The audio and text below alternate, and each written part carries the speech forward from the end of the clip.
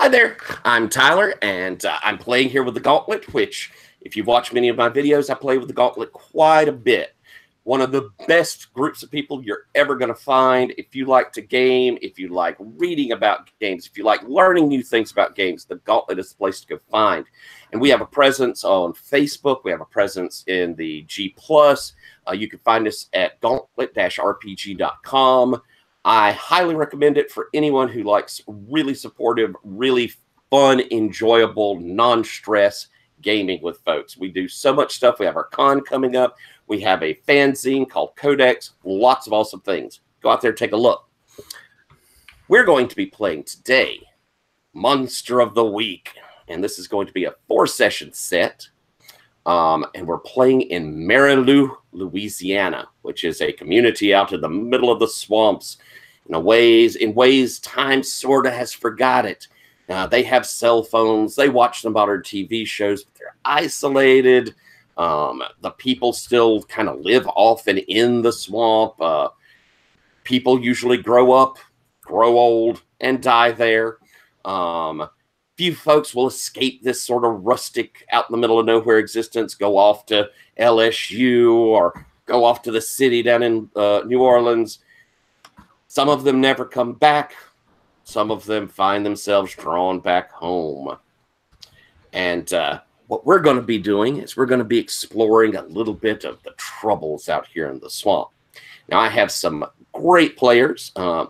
Most of I believe all of them are fairly new to the Gauntlet, so it's a chance for me to get to meet some new folks, which I love to do. I love to see new folks and play with them. And we're going to talk real quick about our safety tools. First off, this is a Gauntlet game, so we have the Gauntlet inclusivity policy in effect. What that means, basically, is we're all here to have fun together. We're here to support each other. We're here to, be generous and open to each other. We're here to have a good time. Friends at a table is what we are. And so, it's no toxicity, no difficult with each other. We're trying to be supportive. We have an open door policy, which means should something come up, something's going on, I'm just not enjoying this, you can feel free to leave. There is no animosity, no problems with that. But we also have the X card, which for those of you who don't know and those of you at home, the X card is there for our safety. If something is problematic, something is getting, where it's too bloody, too intense, or is hitting something personal, or because it's just destroying your fun. If you're just not having fun because of something going on, you can do this. You can put an X up in the chat, which we have on the side here. Or you can even say, hey, Tyler, I think I want to X that. What I'll do, I might X for a clarification, like where the issue is. But we'll pull back, we'll reframe, and we'll move through. And we'll just change that up. It's not a problem. No questions are asked. Please feel free to use it if something happens. I've been in games where I've used it. I've been in games where other people used it. We just pull it back, reframe, and off we go. There is something that I read an article and really agreed with. If something comes up and you want to X card it, and you do feel like there's something you want to get off your chest, there's something I want to say about this, again, we're friends. You can put something up in the chat. We have a Google Hangout. We can put stuff up there, or we can take a minute and discuss it right here. Again, we're here to support each other, but feel free to use that if you have the need. So with all of that in mind, I suppose I've got through all my long-winded spiel. We're going to introduce our players and see how they're going with their characters. Since this is the first time we've played, people are kind of coming up with these characters now. And I'm going to go down the line and see where people are and have them introduce themselves. So I'm going to start on my right here with you, Skylar. Introduce yourself and your character. Hello, I'm Skylar. This is my first Gauntlet game, so I'm excited about that. And my character is Pete Crowley, and his deal is that he is one of the fixers, and a fixer is this sort of society that exists in places like Louisiana in the South that where you might not have. There's weird stuff happening out in the swamp. You might not have a lot of local doctors or police or anything, and you call the fixers, and they get stuff done. And they will. That includes pretty much anything. They'll come out and do your plumbing.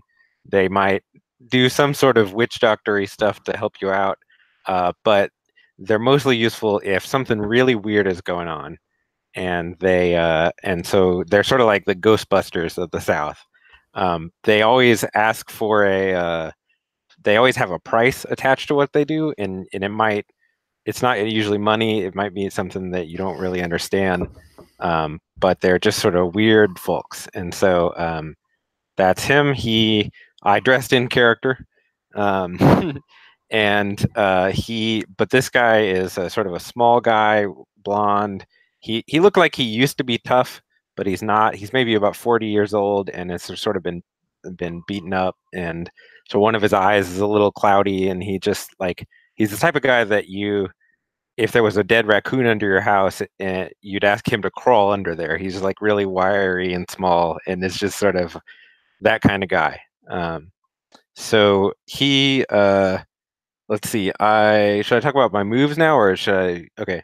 So the moves that I took are, let's see. I took Mystic, which is I just get anytime I use magic, I take +1 forward. I took Fortunes, which once per mystery, I can look at what the future holds and roll plus weird, and I get hold that I can use to do stuff. And I took Mentor, and I can contact people from my sect, particularly one person from my sect, and they can help me out with info. And you're playing the Initiate, is that The right? Initiate, right? I'm sorry, I forgot to say that. Yeah, so that's where I am right now, and I'm sort of going through the rest of it, working that out. Okie doke. So I'll give you a little more time setting that up, and I do look forward to seeing what you decided on for that Mentor. That's going to be a lot of fun. All right, I'm going to go over to you, Noella, if you would like to introduce your character and yourself. Sure. So my character's name is Allison Arsenault, and she is the Flake, and so I'm thinking that she did not grow up in Marais, but her grandmother is from there, and her mom grew up there, and her mom moved away, and now her grandmother is old and needs help, so her parents have moved back to Marais, and she was in college, probably at like LSU or Tulane, and had to drop out because of mental health issues, and is now back in Marais with her family. And so where the conspiracy theories comes in, so she is like recovering conspiracy theorist. So while she was in college, she had a friend, like a very close friend, who was a conspiracy theorist who got her into it. And while they weren't in a sexual relationship, he was very like emotionally abusive towards her, which like didn't help. And so, she basically said like, one day she was like, I'm taking the last 6 months of my life back, and like left, but like it took its toll, and now she just she's at home kind of trying to like feel better, and unfortunately, while she has tried to like ditch the conspiracy theorist lifestyle, it's those patterns of thought are not so easily taken out. And so my moves are Crazy Eyes, which is +1 weird, and then often overlooked is when you act all crazy to avoid something, roll +weird. And then Suspicious Mind is when someone lies to you, you know it. Oh, those are excellent. And your playbook is? Flake. The Flake. All right. Flake's one of my favorite playbooks out there. Love it. All right. I think we'll go over then to you, Leandro. Would you like to introduce yourself and your character? Okay, hi, my name's Leandro. I've been playing Gauntlet for only like a month and a bit. I think this is the first Powered Beta Apocalypse game I'm playing, so I'm really excited about that. and I picked up the Divine Playbook, and my character's name is simply Silence. They are they are well, they present themselves as a woman with starry eyes and a perfect suit, just like it's tailored completely to them, and it doesn't look like it ever rumples at all, despite the fact that they will get in some physical shenanigans, but it always looks pristine. And they, I guess I'd say they look like a around 6 foot tall Chinese woman with very waxy skin. Like like it's very almost evident that it's it's not human. Like especially when it moves, when they move, and so it looks like no, that can't be that doesn't look right, because that's the thing. They are not at all shy of presenting themselves as weird and not of this world, and they also wear sunglasses a lot to hide, just to hide. Well, that's the only thing they'll give as a compromise. Now, I'll wear the sunglasses so people won't freak out too much. I'm already wearing the suit anyway. The only piece of skin you'll see is the head. So yeah, and they are quite blunt. They don't have much patience for shenanigans. They very much do the job and just get it done. The mission I picked, and I haven't fleshed out as much. I have a vague idea, but in the Divine Playbook, you have been put on Earth for a purpose, and the purpose I took is the end of days approaches. Your role is to guide these hunters and ensure it comes to pass. So, yeah, and yeah, I have a vague idea, but I'll save it for later once we've a couple sessions later to see what it means for making sure it comes to pass. Also for gear I picked the divine weapon I got is a flaming sword, because why not? Let's get classical. And the moves I picked are Boss from Beyond. At the beginning of each mystery, I roll plus weird, and I get to ask the superiors my superiors get to ask something of me. Depending on the role, it could be simple, complicated, or utterly horrible. And then I get to ask the question of them. It helps in the mystery. And the other moves I took are Smite, which is where the cheats. Your body and divine weapon always counts a weakness against the monsters you fight. So my unarmed attack gets a bunch of tags. One of them is messy. And so Tyler mentioned there's going to be they like body horror. So well, there you go. There's an avenue for that, or to make body horror. And the last move I took is Lay on Hands. Your touch can heal injury and disease. So that's tying into the whole. No, these hunters have to make sure the end of days come to pass. So yeah, that's Silence anyway. Excellent. Oh my goodness, that's going to be interesting. And you bring up something I do want to hit on. You are using they them pronouns for Silence. Yeah. Presenting sort of as female, but using they them. Am I correct? Are you using she her for your character Noella? Yes. And is Pete he him, Skylar? Mm-hmm. Okay. And I will try to keep that in mind for everyone going down. And if I slip, correct me, catch me on that. For you personally, I use he him pronouns personally. If if we need, if you'd like I'm to. they them. They them. All right. Noella. I'm also they them. They them. Okay. Leandro. He him. He him. All right. And we're going to go over to you, David, and introduce yourself and your character, please. Hi, I'm David. I've been this is my third game now, I think, with the Gauntlet. So looking forward to it a lot. First time playing Monster of the Week. I've played some other PBTA stuff before. Just to add in, I also go by he him. So today I will be playing Cody Saint Jean or Saint Jean, depending on who's reading it. The spooky. So this is a sort of playbook about having some sort of dark powers within you. So Cody is well, a former teenage runaway, a bit older now. He's quite not. He's relatively. He's not especially tall, but not that short, but very gaunt looking, very pale skin. His hair's sort of about jaw length, light brown hair that's looks like it's a couple of months grown out of whatever style it was last cut in. Wears fairly worn out clothing too, pair of jeans, big work boots, worn out through shirt, and a sort of flannel shirt over the top of it.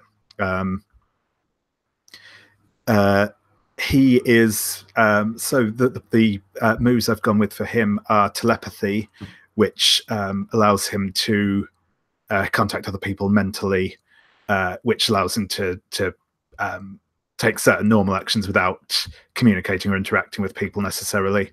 The sight, which lets him see invisible things, spirits, magic, and the like, and hunches, which basically means that when something bad is going down, he often realizes about it and sometimes turns up in time to help.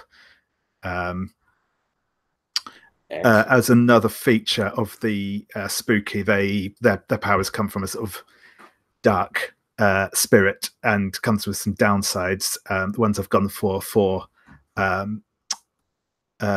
Cody are addiction, self-destruction, and hallucinations. Interesting. Very cool. Awesome. All right.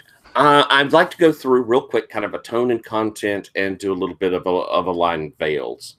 And let's start first with tone. I do want us to be playing in this to be kind of a dark, creepy horror type story. For me, that'll include some body horror, maybe some gore. If people have problems with that, feel free when I go down the line of lines and veils, things we might not want to see. But I do plan for it to be a little scary. I like that horror aspect. Same time, I think good horror has some humor. So let's all, feel free to bring in some humor along the way. And we've certainly got characters that it sounds like there can be those moments of humor involved there. But also feel free to go with emotion. I think that a lot of the good things about Monster of the Week is that it does play that broad scope. You can do a lot of things with it. It's very open. As far as content, I think I've kind of said, I'm going to have some of that horror in it if that's okay with everyone. I do have some thoughts on having. We're going to deal with people who are out away from society. We're going to have people that live isolated lives.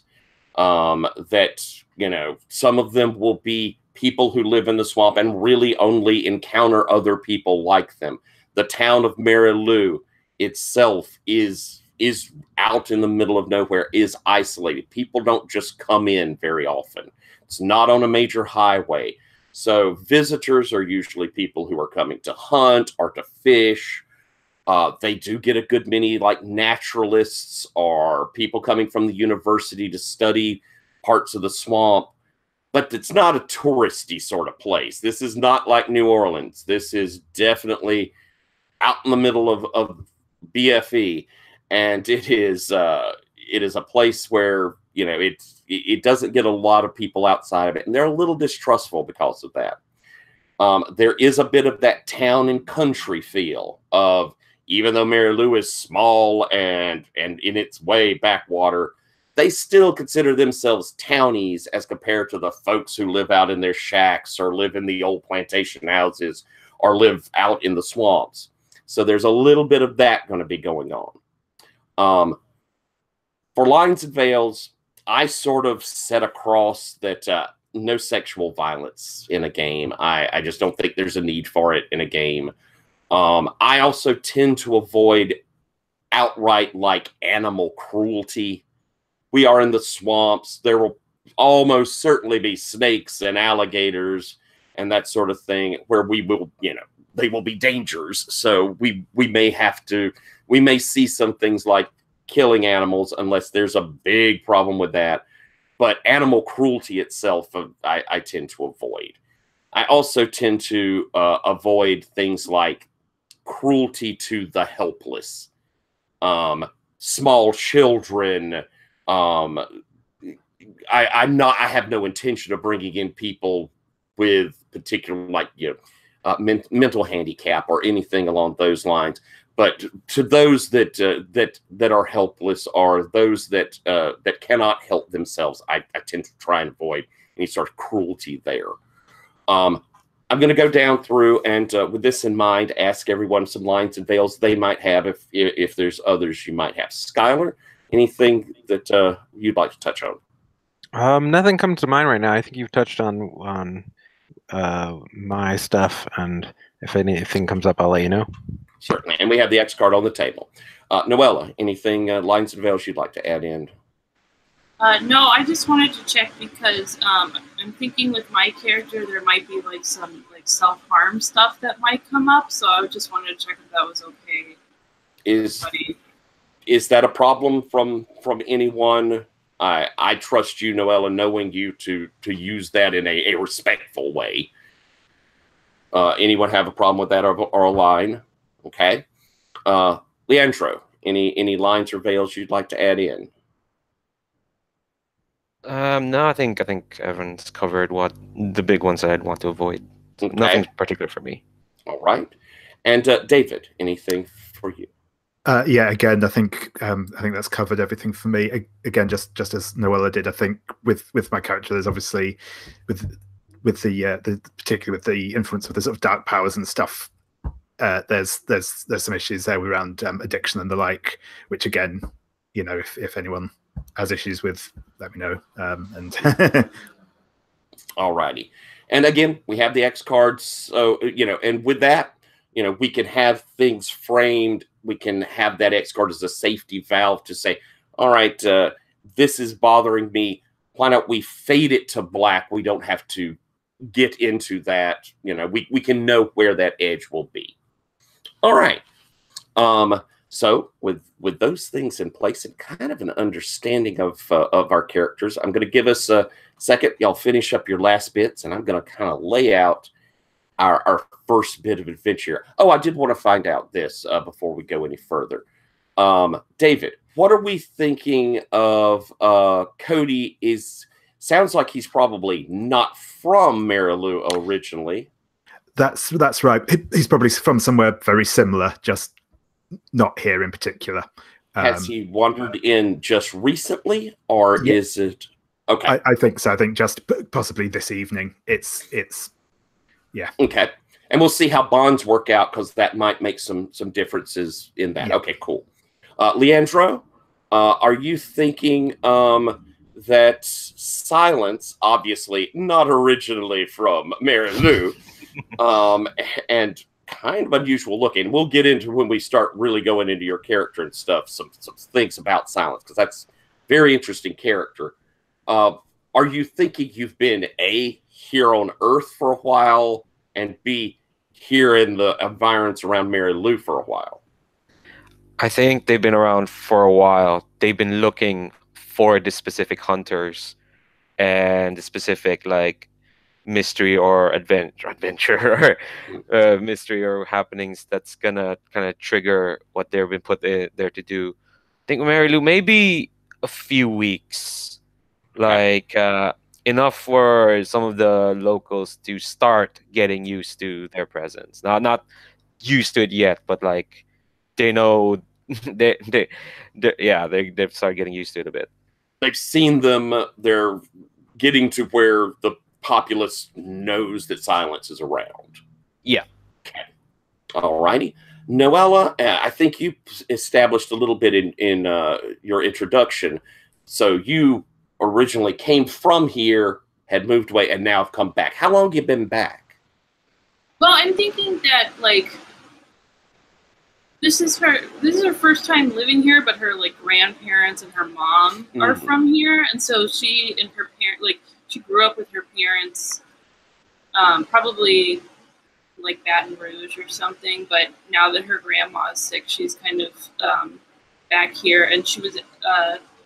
I'm thinking she's been here for like a month after dropping out of college. Okay. Okay. So people have gotten used to you being around, and you've gotten a little bit of the lay of the land and the people around here. And I would have visited here a bunch while growing up, so like most people would know who I am, and I would be familiar. And then, but people are kind of wondering like why I'm living here. Like why did I drop out of college? Like why am I here now? Okay. And is your grandmother your father's mother? Or is the Arsenault family? I think it's my mom's mom. Okay. So that family name is one they recognize. They recognize your mother and your grandmother's name. Your last name is one that isn't from the people that live around here, but they know of you because they don't like. I have my dad's last name, but like the people who've like lived here for a long time would know that I'm like my grandma's granddaughter. Okay. Like, they know me. And just to find out, is your grandmother, is her home here kind of in the town, or I'm thinking in the town. Okay, cool, very cool. All right, and Skylar, is Cody? Not Cody, is it right? Yes, Cody. No, Pete. So Pete. Pete is mine. So he's not from quite around here. Basically, the way the fixers work is that they have a kind of territory that they're responsible for, and it's a pretty big one for the more backwoods areas. And he sort of just inherited this one from his mentor Daryl, and so people know about the fixers. Not a lot of people, but like your grandma might know about the fixers, and like if I get called in, I'm there because I got called in. This is probably my first time visiting this particular town as like not an apprentice. Maybe I've been there once or twice before, but if people knew about the fixers, they're going to be asking where Daryl is, and they might know me as some kid that they saw once. Gotcha. So there's going to be a little bit of that element of no. Where's the real man? Where's the guy that we looking for? Yeah. And is there something that the fixers have, a symbol, a car? Is there something that lets people recognize? I think it's just the fact that they show up when you ask for them. But the way that you ask for them is you have to make a sigil and hang it on like a telephone pole or something like that, and they just show up. Kind of like a hobo sign sort of thing you put up, or yeah. Gotcha. That's cool. Okay, wonderful. Well then, if we feel like we've got our characters in a place where we set up all of our, looks like our stats are all set. We've got our moves. We've got our look. Looks like we've got our gear and notes. Oh, I need to put some notes in actually. Let's see. Okay. Scholar, I really would like to know, what did you decide on for that mentor? I know you'd had a couple of interesting ideas. So the I can still get in touch with Daryl, but I do have to plug in a battery to my toolbox, and then I get on the radio and talk to him there, and I can hear him through that. But if people ask about Daryl, I don't tell them what the situation is. Okay, and do you want to establish now, or is it something we want to kind of play into of where Daryl is? Did he retire, or has he been put somewhere else, or do you? Daryl is definitely passed away, and I have some remnant of him in my toolbox that I can sort of reanimate for the purposes of talking to him. Love it. Love it. We can play into that some as we go. That's fantastic. Wonderful. All right, then. So I think we're going to get and build up our bonds. So you'll see on your playbooks that you have bond questions, or history questions, I believe they call them in this, so that we can establish some things between us. in Monster of the Week, we sort of assume that everyone is at one time or another kind of crossed over each other or has some reason that you know or want to know of each other. So I'm going to start. I keep picking on you, Skylar, but you just happen to be on that end of my screen. Okay.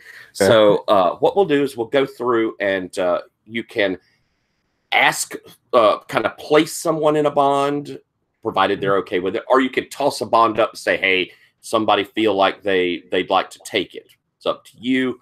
But let's go through yours. Actually, would it be okay if we didn't start with me? I don't know about the bonds, and perfectly I fine. hadn't thought about it. All right. That's all right. If anybody else Noelle? has any ideas. How do you feel? You ready to go? Yeah, I can go. Cool. So, for silence, I was thinking maybe,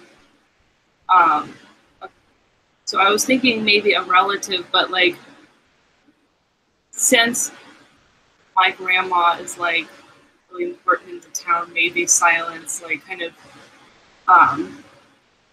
like knows her and kind of positions herself like as like a member of that family in some way.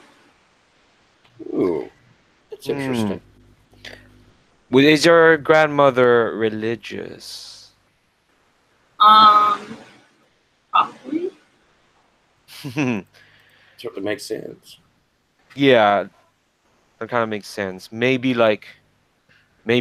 when silence first came to this earth, it would be actually yeah. Maybe when silence came to this earth, it would be Mary Lou, and one of the first people they met is your grandmother.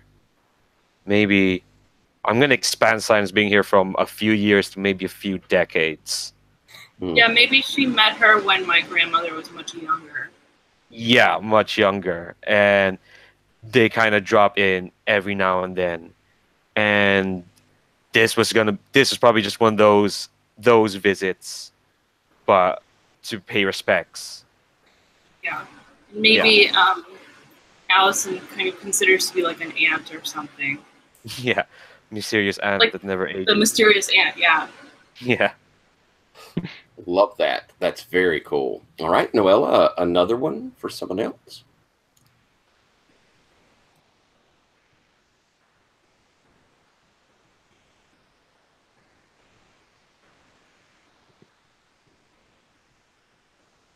So for Cody, I was thinking maybe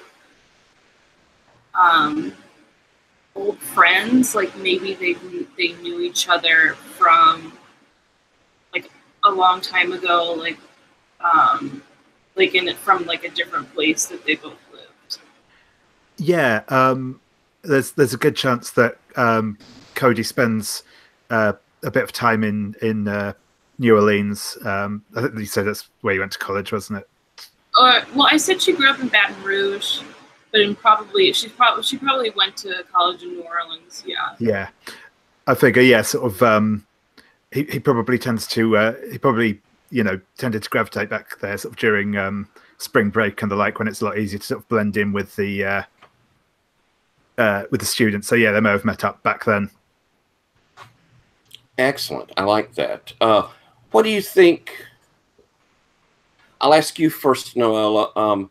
What do you think the nature of that friendship was?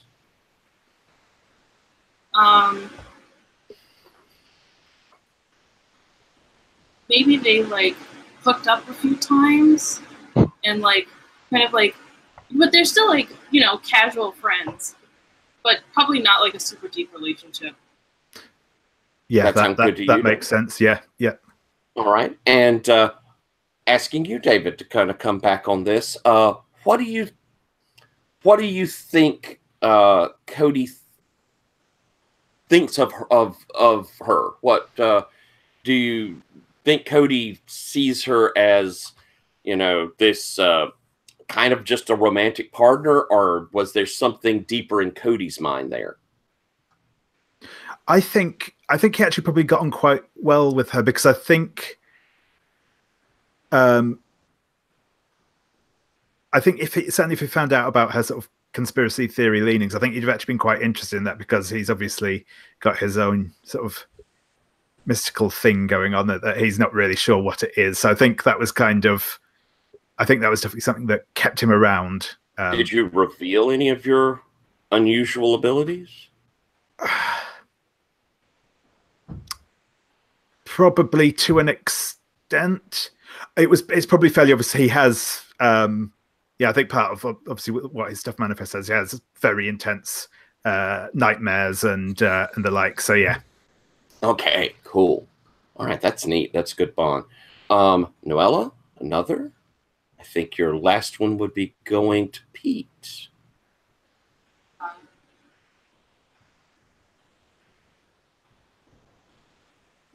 I could know your grandma too, because she might be the somebody who called Daryl out at some point or something like that. Yeah, definitely.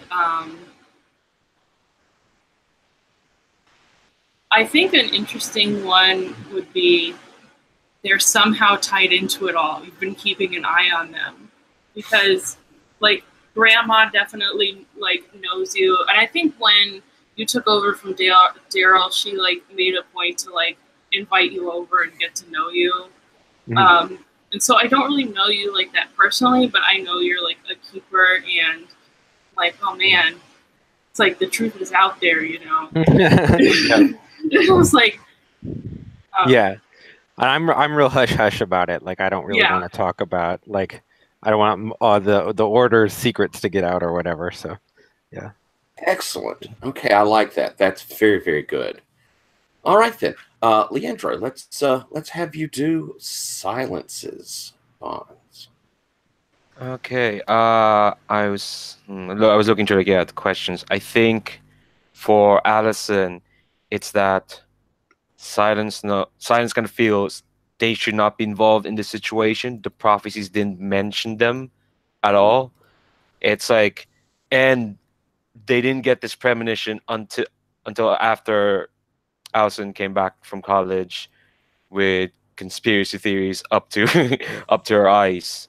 And so in a way, silence is turning from mysterious aunt to mysterious but protective aunt in that respect. Yeah, and they got this attention, but they don't know what it means yet because so they are like, because I was looking at our group and we got a lot of weirdos. And the only mundane weirdo is Allison, so they almost stand out as being the most normal. I like that. So kind of in that divine sort of plan that Silence is seeing, Allison didn't quite figure. Is that sound right? Okay? Oh, that's excellent. That's a really good one. Allison, you've sort of established that Silence is seen as this, family member, a little odd. Let me ask real quick then. Noticing that Silence has not aged any, and now, having with these visits a little more of the protective sort of, well, you really shouldn't be going out into the swamps or blah, blah, blah. How are you feeling about Silence now? You're an older, you're a lady now rather than just a kid that's seen Silence, so it's probably more obvious to you now. What are you thinking on that? I mean, I think it's one of those things where I don't think the aging thing, like, I don't think I really notice it that much because Leandro, I don't know if you specified, like, what age you're supposed to look like, but, some people, once they reach a certain age, they just don't, like once they reach, like, 30 or 40, they look the same, basically, and I think it's one of those things. Like early 30s, yeah. Yeah, and, like, it's one of those things where, like, okay, maybe if you think about it, it's a little weird, but it's not like she looks like 16, which would stand out a lot more. And I think, oh wow, Aunt Cy, she just never seems to age. Yeah, it's like, oh, she just looks, she's like she's found the secret, and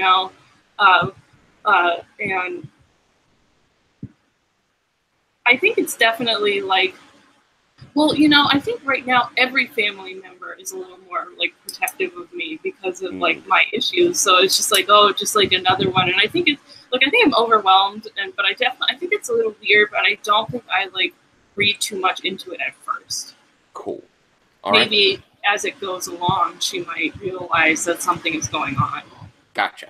And Leandra, I just want to check on this to see how, with Silence and presenting as female and coming in as this aunt, does the family call you she, or do they recognize you as they? Do they call you that? Do they understand kind of your pronouns? I think Silence comes in so intermittently over the decades that I think because Silence kind of is quite like, no, doesn't really care as much.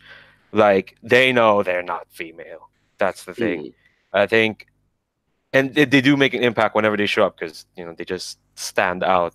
I think over time, most of the family, at least the grandmother, probably realizes, nah, that's just a front they're presenting. So I think they're the only ones. The grandma will be the only one probably who'd notice the most. The rest of the family is like, oh, that's just Silence, family friend. Gotcha. Kind of not, I'm just gonna say that Allison uses like they them pronouns for Silence, just because like from like the newest generation and probably like knows about this stuff, and I think she's probably really close to her grandmother. That makes sense. And I'll ask something because this might be a line and veil question real quick. Again, we're talking about a fairly isolated and very southern area. Most people are going to be referring to you as she because that's how you present. Is that an issue? Should I just avoid that and just go with the pronoun there? Or is it something that Silence would correct them on? I think that is tricky. I think because I kind of see Silence as a very aloof sort of figure. Like, maybe at this point, because maybe they have started caring. It has been a few decades, and they have not really gotten comfortable. They've not really tried being human. Gotcha. But the bit of humanity that's leaking to them is they've started to care. I think they are.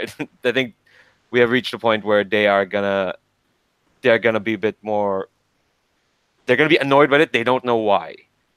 Suddenly, now that their mission is coming to fruition, suddenly they're caring more about themselves. I think they're gonna start correcting folks. Cool.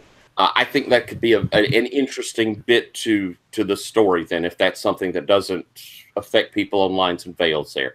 Again, I don't want, no one should be uncomfortable. So if that's a story issue, we'll exit. And I mean, at the moment, that's a fairly minor thread. We'll see if that plays out more. Maybe Allison can like correct people too. That's good. That's a cool, okay. Family member, like. All right, Leandro, next bond. I was looking at, let's see, which one was I looking at? I didn't want to get very obvious with Cody's one being there, an abomination should be destroyed, but that's a simple but quick way to create some tension, because they are human weird. And they're weird in that I don't know how Cody came across these powers, but that definitely shouldn't be. And I think Silence spent a couple of years, just pacifying those sort of things. But the second part is except you can't work out with them, why not? Like, that's cool. So Cody, the two of y'all discuss here for a moment. Silence feels that you are somehow an abomination. What you do, I'm guessing, not you personally. I'm sure. Yeah. To be specific, sure. It's what they're capable of, not. What they do. Yeah. Yeah, no, that's cool. I think that makes sense because again, the power that Cody has is definitely not something he has by his own choice. It's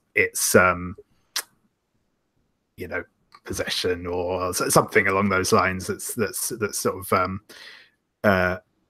affecting him.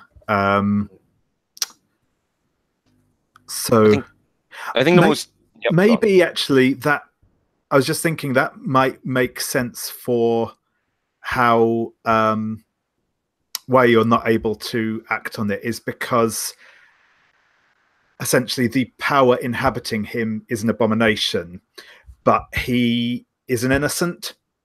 Mm-hmm. So you've got kind of your two like pieces of programming sort of conflicting sort of thing maybe. Yeah. I think I'm gonna add to that and say specifically because the Silence's job is to guide these hunters. I think they found that Cody's one of them. They have to live, and they understand they're struggling with this.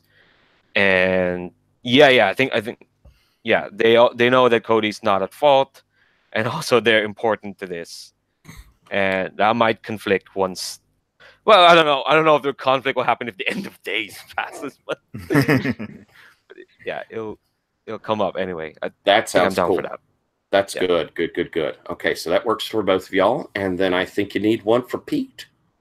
Yes, and I think maybe they've crossed paths before outside of Marais, and because Silence is a loner in many regards, sometimes there are times when they got caught out, and I think just simply enough Pete saved their life at one point.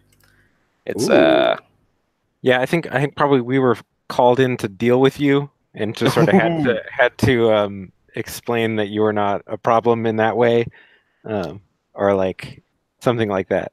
Could there have been like a classic superhero like mix up? There was a bit of a fight. Yeah. Science didn't kill some people, but there was a lot of collateral damage. Yeah. And so there's a lot of chaos, and we show up very aggressive, and then Daryl is like, "Silence? Is that you?"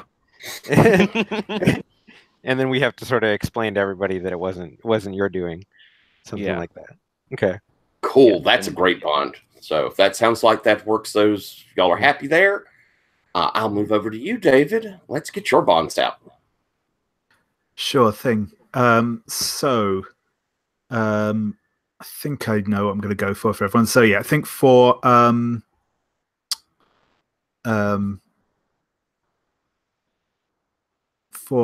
Alison, I think there is one that's just you were married or romantically involved, but that seems a bit easy given we've already established that we have been previously. So I'm going to go with that Alison saw me use my powers for selfish or vindictive reasons. Well, if you can tell me who the victim was, and then I'll say what I did.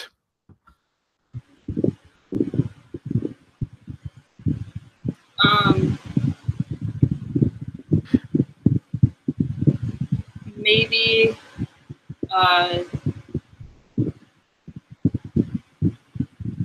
it was someone who beat you up or something, like, one of the like a stuck-up college kid who not completely assaulted, but who was he was picking on you and making fun of you a lot. Because I'm thinking while you weren't a college student, but you were hanging around that scene, and then there was just a guy who was an asshole to you, and you did something to embarrass him. I saw. What you think happened there, David? Yeah, so I think I sort of put the old mental whammy on him, and I'm just trying to think what I did have. Noella, could you possibly, if you're able, turn your fan just slightly away from your microphone? It's not horrible, but it does sound like you've got a thunderstorm going on. Go ahead, David. Yeah. I think I'm going to go with I sort of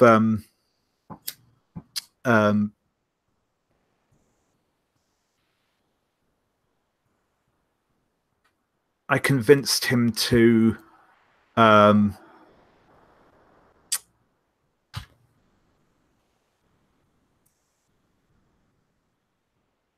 yeah, so just that's what I'm trying to thought. Yeah, I'm gonna say actually maybe something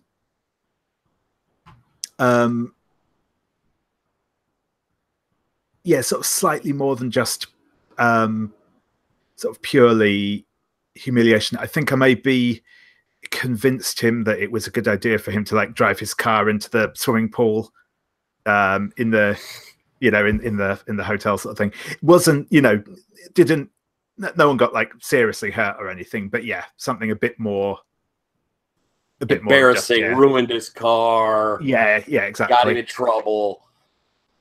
Yeah. Nice. Very cool. All right. Your next Bond? I just have a quick question.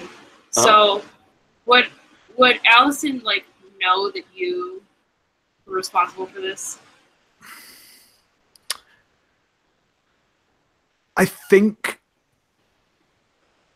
she's probably maybe doesn't outright know, but definitely noticed something, I think. Yeah. Because I think he has to sort of certainly be focusing on them. It was very out of character, even for sort of a drunk drunk student sort of thing to do. And also I think when she spoke to him afterwards,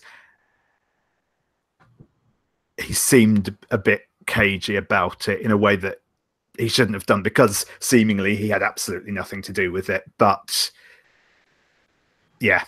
So it wasn't overt, but certainly a suspicious mind like our Flake may have. Exactly. Would go, Gotcha. Cool. All right. Next Bond? Yeah, so next Bond is actually kind of similar. It's going to be with Silence. I used my powers on them one time, decide if it was for selfish reasons or not, and tell them if they found out about it.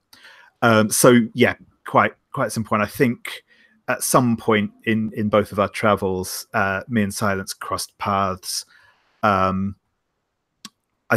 don't think I actually did anything particularly selfish. I think this is more about my ability to sort of see unnatural things, and I think I sort of saw through Silence's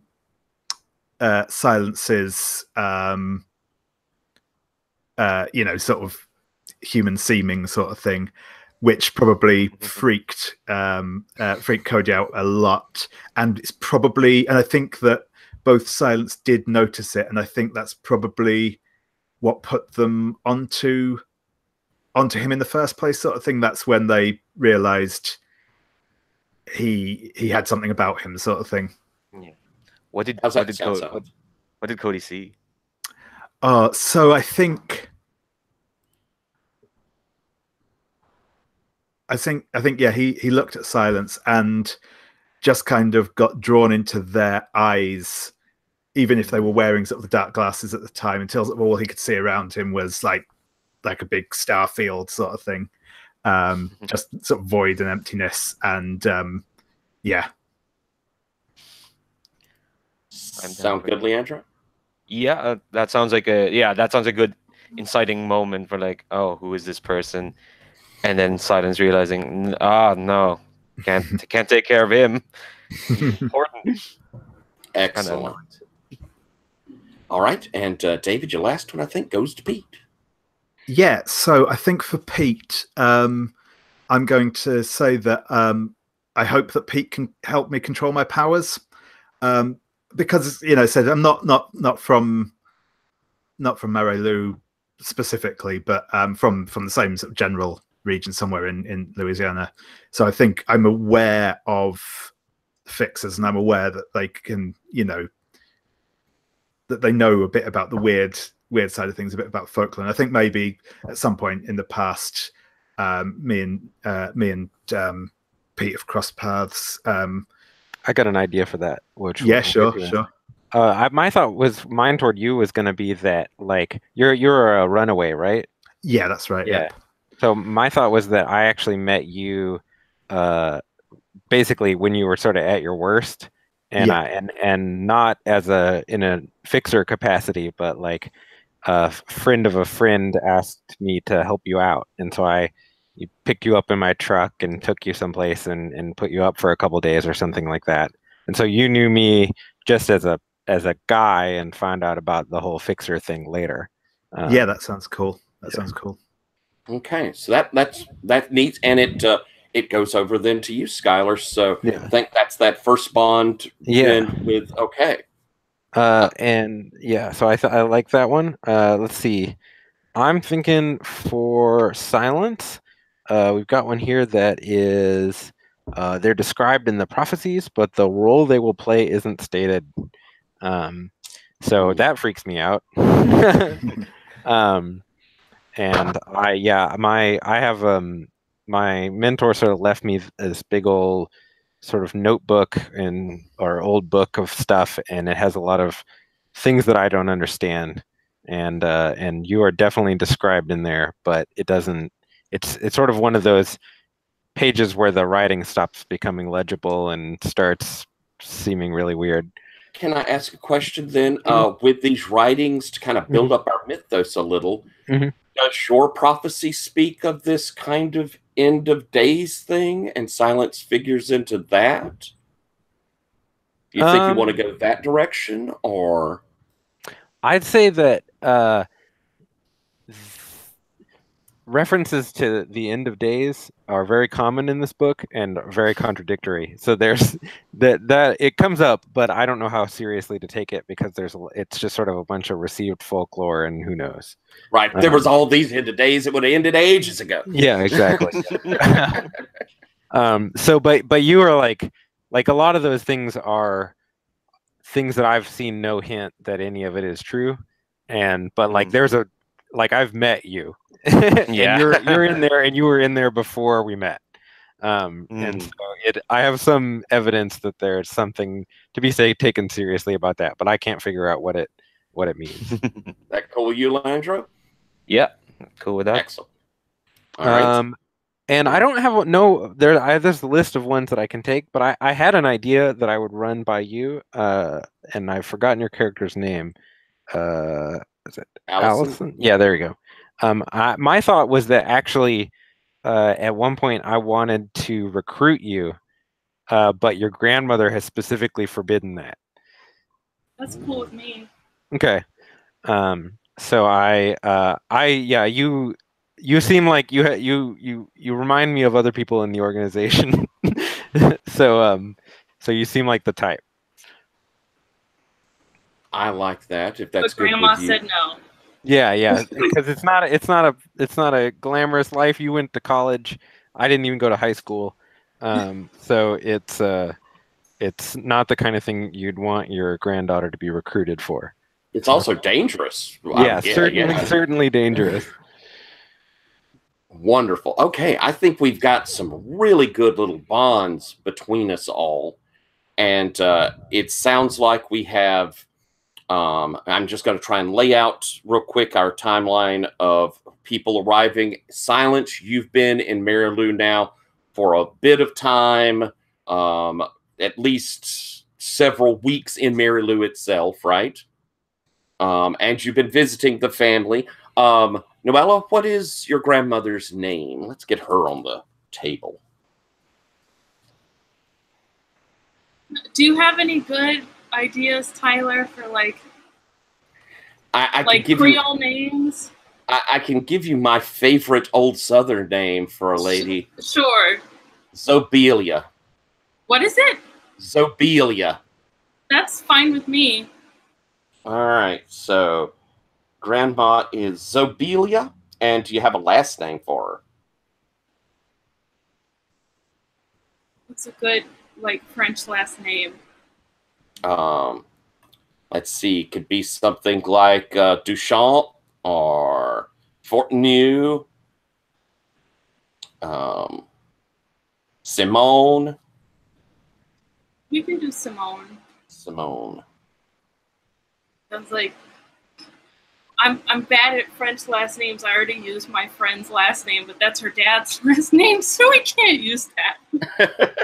All right. So Zabelia Simone is your grandmother, and we've had Aunt Si come by on occasion, and so we've had you encounter each other.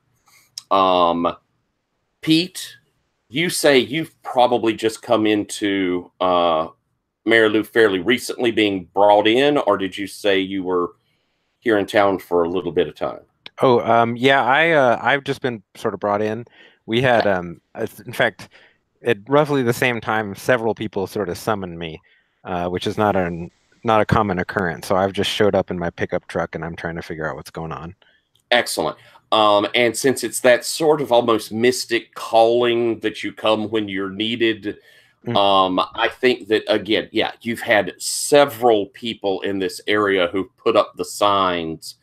And I think that maybe even one of them is Zobelia. I think that that she had arranged maybe even like some, one of those like little knit cross-stitched sort of things, and had asked you, Allison, honey, why don't you hang this up outside the door? Just put it out there. It's pretty. People like it.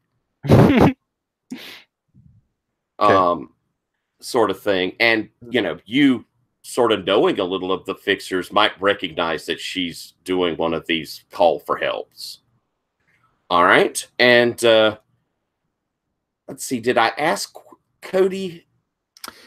Yeah, so I mean, I sort of we had a quick thing at the very beginning, but yeah, I think probably particularly because he's got that sort of the hunches move, and he just tends to turn up again where things are getting odd. So I think he's probably literally just sort of been dropped off at a truck stop by the driver he's been hitching a lift with outside of town. Excellent. Okay, then I'm going to frame us up like this.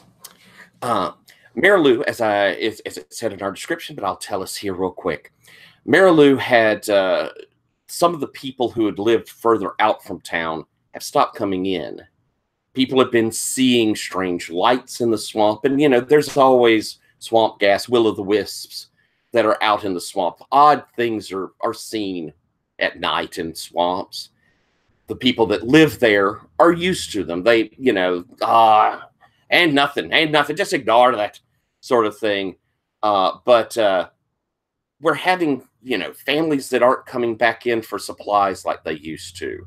And this has been going on now for a month or so. And people that'll drive out to some of the farms or some of these little shacks will say they are, get there, don't see them. Or they get to a house and one of the family will come out and say, keep on driving, go on. And just like not wanting to be visited. It seemed like they're suspicious. But again, some of them are just not there. And whether that's they're out doing something every time someone's dropped by, or they're gone. But it's gotten enough that in town, the Marais Times, which is the little local paper, it's all of 5 sheets that comes out once a week. But it started being noticed, and there is a reporter there, and her name is Lexi Stroud. And like I say, I'll start adding these things to our NPC stuff probably between time. But she's a reporter and is actually the only reporter for the Marais Times. There is an old guy who's the editor, has been editor for like 60 years. He's like 90 years old. He sits in the office and smokes his cigars and, that's a good one. Put that one in. That's going to be great. Huge pumpkin. Get a picture of that sort of thing. But she's really the only reporter. She circles around. And so she started writing this in, and people in town are getting a little concerned. I think we're going to have, as Cody, you're dropped off at that truck stop. A pickup truck comes up to get gas. This truck stop is at the highway, the road that leads off to Marais. It goes, you got to go about 10 miles into the swamp. But this is right off one of the main highways. And as you're getting dropped off by a trucker there who says, I don't go any further into the swamp there, buddy, but you might catch you a ride. So you see a pickup truck and a figure that you recognize. Pete, you've stopped at this truck stop on your way to Marais, and you see a figure getting out of the cab of a semi. And I'm just gonna kind of squint and see. And do I recognize Cody?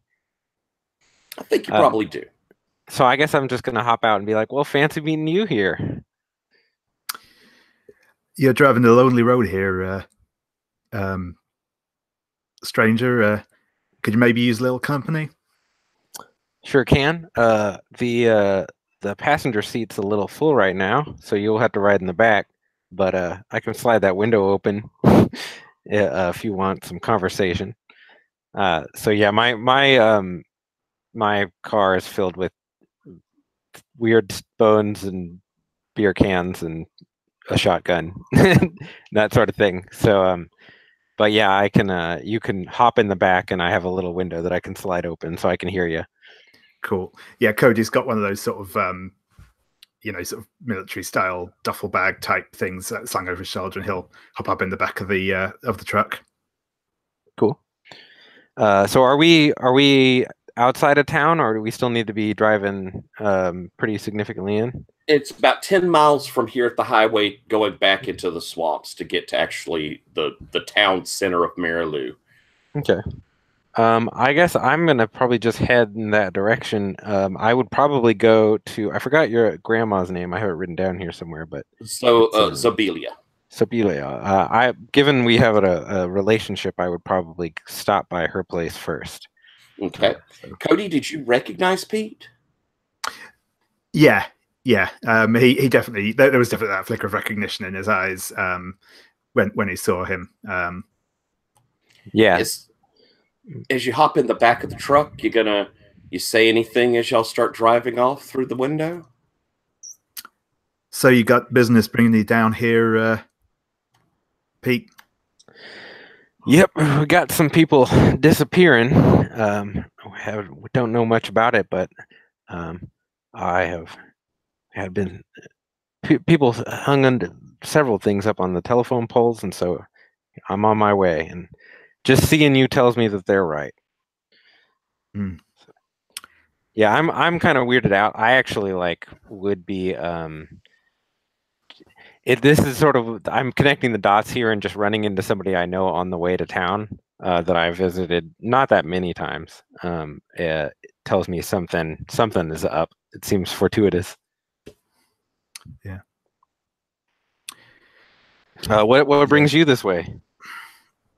I've just been hitching some rides. A fellow I was with dropped me off back there. I figured I could find somewhere else to head on from here, but well, looks like I got myself a destination now. All right. Well, if you want a beer, there's one in the cooler. And that's the truck. Okay. Oh yeah, I was gonna say, yeah, Cody will open a bit. He'll also open one for Pete and pass it in through the window. It's Louisiana; they'll let you do that. No. So as you begin driving out from this truck stop, and this is just a lonely truck stop. There is nothing around it, just the highway. It's the place to get gas as you're going down this highway from Baton Rouge to New Orleans. And just it's a one bit of light in this darkness as the sun is starting to set. And as it fades behind you, you begin going through, and cypresses have grown up. And on either side, you could see the swamp laid out. And this road it's elevated. It's up maybe 5-6 feet. and it's in fairly good shape, though you can see where, depending on various times of year and the storms, you can see mud caked where it has come across the road at various times. But as you're moving through the swamp, heading towards Marais, the fog sort of is rising up, and you can see the moss hanging down from the trees, and it gets to where it's just pitch dark, and the only lights are you and the truck. Pete, what's playing on your radio? Do you have anything you play, or is It's my radio only picks up Leonard Cohen, and it's not clear why, but it's playing some real creepy sort of stuff or real sad stuff, and like I can change the radio station, but it doesn't respond. I got this truck always from Daryl, and it's just Leonard Cohen 24/7. So we got that going on. It's probably like Red Right Hand or something like that. excellent? And I got my high beams on, but only one of them works, and so I have to slow down a little. But So as you're cruising through the darkness, Leonard's voice growling across the radio. Ahead, you can see the lights of Marais begin to come in, and they're kind of it's really, you're just seeing the glow in the mist ahead. And since you're planning on going by Miss Simone's house first, her house is before we get into town proper, so you're going to have a little turn off. We're going to scoot over to Zabelia's house, and Allison, you're there, and I think Silence, you're also coming up. I believe we've established you've visited the house several times before already since you've been here, but something feels like it's drawing you this time. And Allison, you're inside, and Grandma had you put up that thing in front of the door, her little knit work, and since she's pretty much taken to bed. You said she's sick. What is the sickness that we're having from her? Is it, how old is she? Is it just old age sickness, or is her mind slipping? What are you thinking? I'm thinking like late 60s, 70s, and it's probably kind of like a slow-moving cancer. Okay, so she's taken to bed. It's one of these, probably along the lines of the treatments have her tired, and she's just feeling exhausted. And so as you're kind of puttering around the house, making sure she has something to eat, she calls you in. Honey. Yes, Grandma? You should put on the pot. Put on the pot for tea. I think we're going to have visitors. Grandma, it's time for you to go to bed. Shouldn't we wait till tomorrow? Oh, I don't think it's going to wait till tomorrow, honey. What do you mean? We going to have visitors. We put out the good cookies. Okay. And it's about that time that Silence, you walk up, and you can smell the sickness of the house. You can smell that Zabelia is not well. Do you knock, or do you your family? I do you knock. just walk in? You knock. Okay. Yeah. Allison, 3 loud, sharp knocks. Allison, you hear this knock. In a minute. And so first I was like, I think I'm starting to get used to this like pattern of people visiting, whether she's in bed or not, and put the tea and the snack out. And so I I brush and I put the kettle on, I get like the teacups out and the plate of cookies out, and then I go and open the door. All right. You see Silence standing there. Outside, please come in. Alison Arsenault. You've gained a few inches. And I walk Well, in. It's been a few years. Is your grandmother about? Yes, but she's in bed right now, so I'll see if she wants to get up in a few minutes, but why don't you just have a seat and have some tea? Of course, of course. And Silence sits down stiffly. It's like very alert. It's like, and and their eyes are not on the tea, but on you. Do you want green, black? What flavor? Tea is tea. I got. So I just put the like box of all the different kinds in. It's like, do you want any sugar, milk? Tea is tea. Okay. Feel free to have some cookies. As you put this down, you go back to tell Zabelia that Silence has come.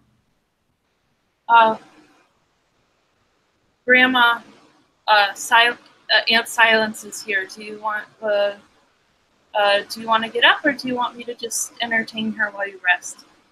Oh, well, you just stay with Aunt Si.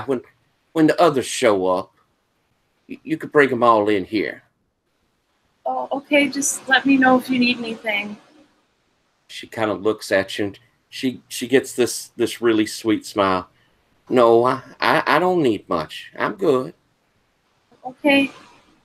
So I walk back out to Aunt's side. I've taken one of the green bugs and just dropped it in the hot water. Not stirred it, just dropped it there. So I think I'm used to this like robotic behavior, and I just like stir it for you, and then I say, it looks like we're waiting on a few more folks, but just make yourself at home. It's bad, isn't it? Yeah. And Silence. Are you done stirring the tea? Yeah. And so I reach up and take a sip, and it says, Sobelia Simone was a very lively creature.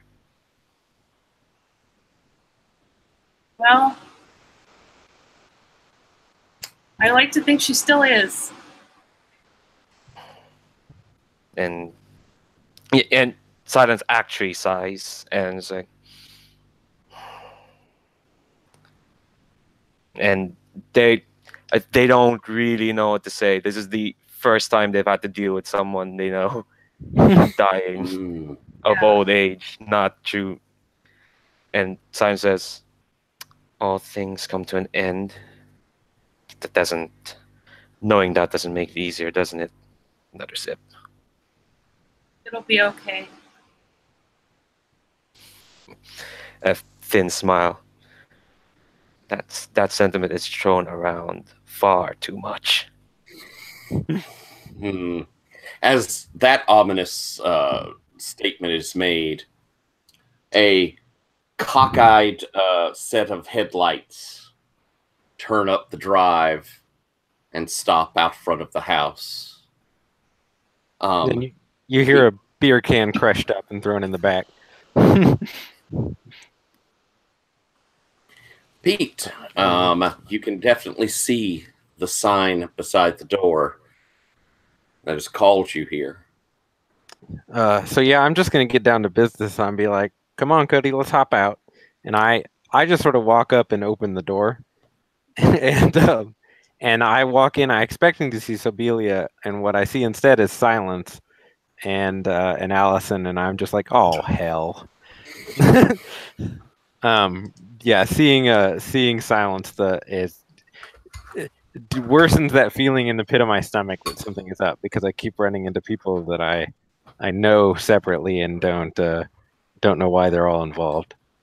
Silence kind of slowly raises their glass, like, Pete Crowley, a pleasure. And I'm sure. How you doing, Allison? I'm all right. It's nice to see you. And then I think I don't really see Cody until he like walks up from behind you, and then I just kind of trail off and like. Yeah, I was going to say, I think Cody sort of followed Pete in the door, but as he saw Silence, he will have just frozen, sort of hand on the doorknob, still looking like he's about to rabbit. And yeah, I think Silence says, yeah, Cody St. John, still alive. Cody? Oh my god. What the hell's she doing? Allison, what the hell's going on? So I'm putting it together that y'all know each other, and I'm just like, well, looks like we got a party. And then I was like, close the door. Don't let the mosquitoes in. So we'll come inside. Yeah, Cody will sort of close the door, but kind of still lean up against it. And I guess I'm going to hold up the thing that was hung on the door and be like, you got any idea what this is about? You'll have to ask Grandma. Do you want any tea first? She's been expecting you, but she's resting right now. I'll be fine. Why don't we just get on down to business? And I think I'm just going to sort of head up. I'll make a lot of pleasantries. You start heading towards. Is it upstairs, Dwella, you think? Is it a two-story house or it's a back? I think it's a one-story house. Oh, okay. So heading back towards Zobelia's room. Yeah. As you head down the hall, you can hear a stirring inside of a room. And do you knock on the door or do you just open? I'd probably knock for this one. You hear, is that you, Daryl? No, Daryl was indisposed, so it's me, Pete. You remember Pete? Little Petey. Come on in, little Petey. I ain't seen you in a hound's age. Yeah, so I'm about 45, not really into being called little Petey, but I understand. Yeah, so I'm gonna come in, and I have brought her a carton of cigarettes, and immediately realized that this was not a tasteful choice, so I do not give it to her. But I'm gonna come in and ask her the same question. What was the hanging about? Or actually, maybe I will make small talk with her. I think I probably have some respect for this lady. So I'm gonna ask her how she's doing in a way that is not obvious that I'm asking if she's about to die. All right. And so you talk a few minutes with her, and she's pleasant enough. As you come in, you see that she's propped up. Mm-hmm. Which was not how Allison had left her. She clearly had pulled herself up and has kind of put her hair back. And you see that she has her rosary and her Bible that she's pulled from the bedside table, and she's got them in her lap. And she'll chat with me. Well, how is Daryl? Is he doing well? In a way, he's all right. You know, he's enjoying his retirement. Well, all the things he's been up to, he deserves a rest. We Certainly. all deserve a rest. I try to give him as much rest as I can. Well, I'm sorry to bring you out. You know, I wouldn't call unless it's something important. Understood. So what seems to be the trouble out here? There's something in the swamps, Petey. Well, there's always something in the swamps. What's going on? Well, you didn't come by yourself, did you? How you always know that kind of stuff? Ain't nothing goes on in my house I don't know about. All right, so I'm just gonna be like, I'm gonna whistle, and kind of poke my head out the door and be like, y'all come on in. Yeah, Cody's going to not quite jog down the corridor, but he's going to come fairly quickly after Pete calls him and poke his head around the door. Silence, are you coming as well? And Allison, are you following after. I mean, you might have followed after when Pete just walked straight on back there. What did you do, Allison? Yeah, go on, Allison. Oh, well, so I'm thinking maybe after Pete just like went down, maybe Silence followed and was like standing outside the door, and like me and Cody were just like sitting there together for a minute, but then when she called, we both went. That sounds cool. Does that sound good with you, Silence? You think you followed down? Yeah. Okay, Yeah. Cool. So you were there kind of at the door when you heard this going on, and again, getting closer in, you could smell that sickness. You could smell it. But there's also maybe something that had drawn you to Zobelia to begin with. When she speaks, the tone of it, there's something so pure, something touched by the Lord in it. I think I walk in. Yeah. Sorry. No, go on. Yeah, this is a woman who is good, and you can tell that. Yeah, I think I walk in after Peter's. People walk in, and as a greeting, someone says, "Sobelia Simon, you look different." We all get old, don't? Well, most of us get old now, don't we? Everything ends, yes. But there's one thing to know it, and another thing to see it, and probably another thing to experience it. As you say, everything comes to an end. You see her sort of touch her Bible, and you can see how it's been dog-eared and sort of. There's a lot of work through it. It's clearly been, especially towards the back, Revelations. You can see that has been heavily looked at and opened in this Bible. And she sort of moves a bead on her rosary as you say everything ends. Everything ends, but then everything starts again. It's a circle. It's always a circle. I think Silence gives another thin smile at that and says, "I'm not privy to know what happens after the end. Only Even that the I'm meant to see angels it." in heaven know not the will of the Lord. I've cracked open that carton of cigarettes and put one in my mouth, but I haven't lit it at this point. Let's go back. Go ahead. No, go on. Let's go back to that awkward, tense moment with Cody and Allison there in the front room together. Allison, what do you say? It's probably been some time since you've seen Cody. Yeah, it's been a few years. So I guess I'd never expect to see you out here in Loup. I didn't expect to be here, and I didn't expect to see you either. It's I mean, it's a nice surprise to see a familiar face for sure, but yeah, he's quite clearly still eyeing where Silence has gone warily.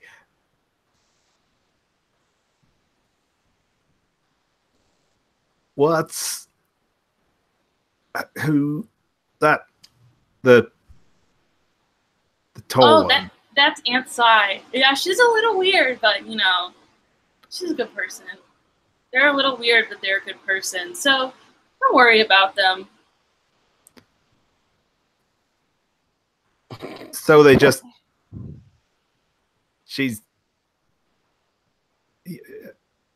you've known her long then, or is she? Oh, they're an old family friend. Huh. Well. Grandma's known them forever. I think they were they were there when I was born, when I was baptized, long time family friend. You don't say. Well, that's So they certainly don't look like they're from Marais, Loup, put it that way. Oh no, this Grandma met her on a trip. So, Cody, do you have somewhere to stay?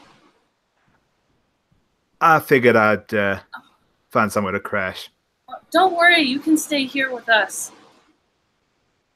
You sure? I Yeah, wouldn't and like to impose, but I kind of put my hand on his. I was like, yes, you can stay here. All right.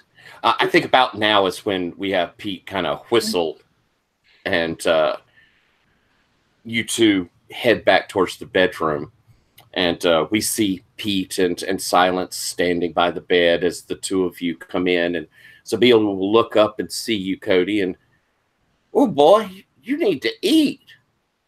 Allison, make sure this boy's gonna eat. You're gonna stay here, ain't you? Yes, Grandma, he's gonna stay here. Don't worry.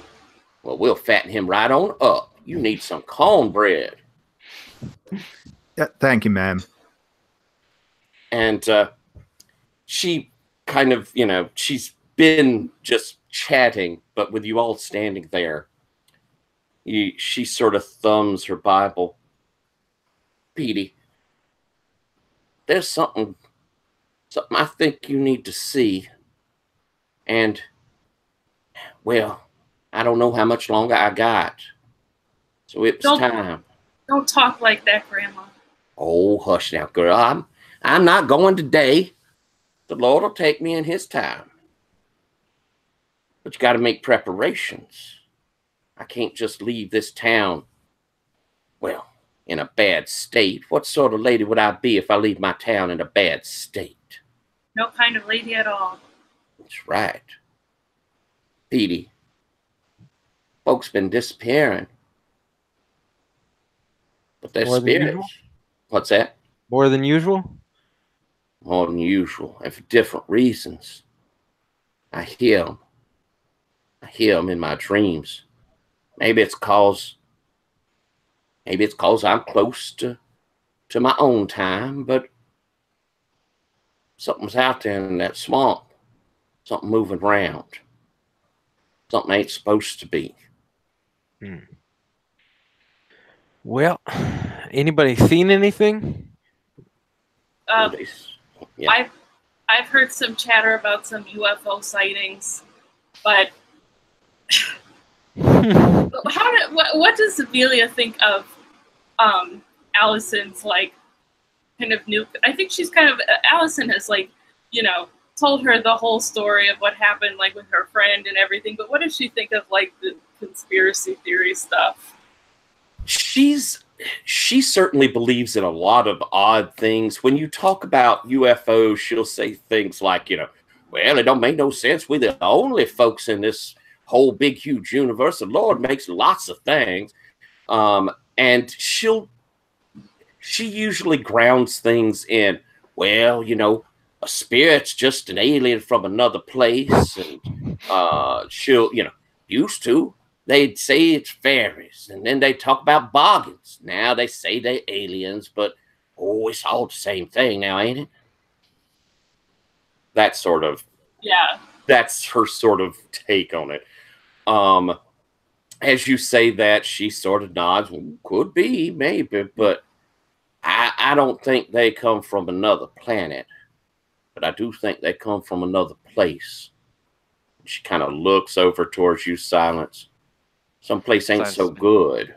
Silence has been still this entire time, and their eyes are just on Grandma Siberia.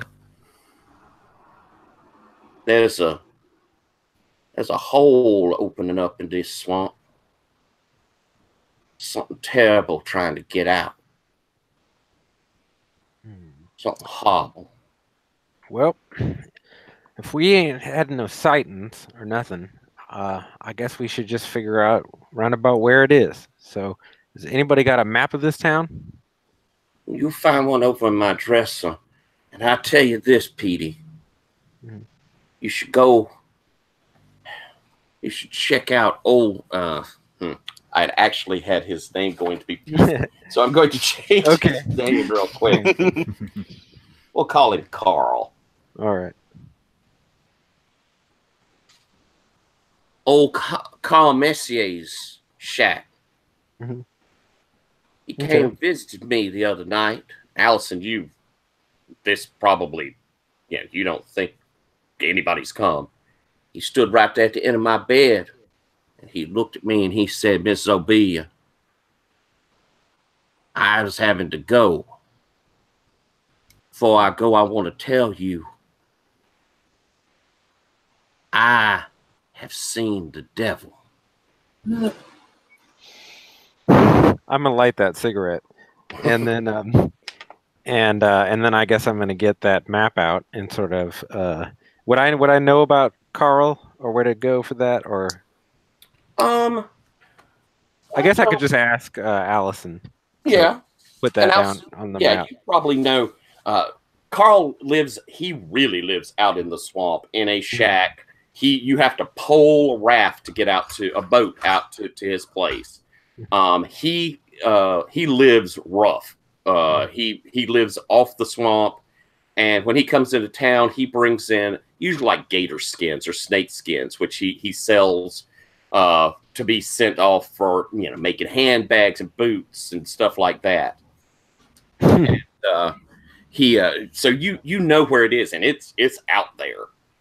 But again, that man did not come and visit this house. You are positive of that. So first, I grabbed the cigarette out of his mouth and put it out. Excuse me. This is a big room.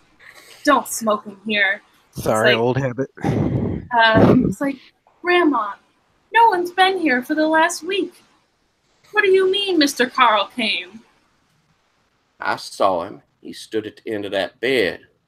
Are you sure he didn't call on the phone? She looks over at you again, silence, and says, no, he came here before he moved on. Oh, I see. So his ghost came. His spirit was here. That's why I'd stop, Petey. Yep. All right. Well, I guess that should probably be our first spot, our first check. Just off the top of your head, anybody else who's been, disappearing? Any specific what I'm trying to do here is get places I can mark down on my map and see if it's localized in some area. She said, I think Allison heard most of the rumors that I've heard, and you can always go talk down at the Times. They've been keeping up with it. That new girl, she's a firecracker. And we'll kind of just glaze over that, Allison. You can point out a good half dozen. Yeah, I have a pen and I'm just circling things on the map. Okay, and this is an old map, but Marais and the environs is a sort of place that those plantation houses have been there for 250 years. Things don't change a lot around here. And as she's saying that, she's like, well, y'all feel free to stay here. I think I need to rest. Allison, you take care of them. I know we got a casserole. Yes, I'll put it in the oven. Then I kind of shoo everybody out of the room. As she's shooing everyone out, Zobia kind of motions over towards you. Silence. Can you stay here just a second? I nod. As everyone leaves, she calls you over to the bed and takes your hand. You could tell that, she's cold and kind of, it's not like she's claiming, she's very dry, but it's hot. It's Louisiana. I didn't set our season, but we are heading into fall, but it's still really hot in Louisiana. But she's cool and there's no perspiration to her at all. And as she touches your hand, she says, Si, I ain't gonna be here much longer. Gotta watch out for my girl. She's looking for her own truth, much like you did. Things about to get real bad, ain't they?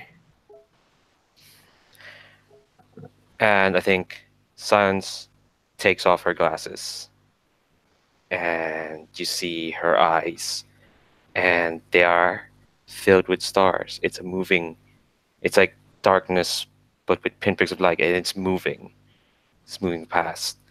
And I say, I could have told you a myriad of truths, but I'm glad you found one that's given you a good life.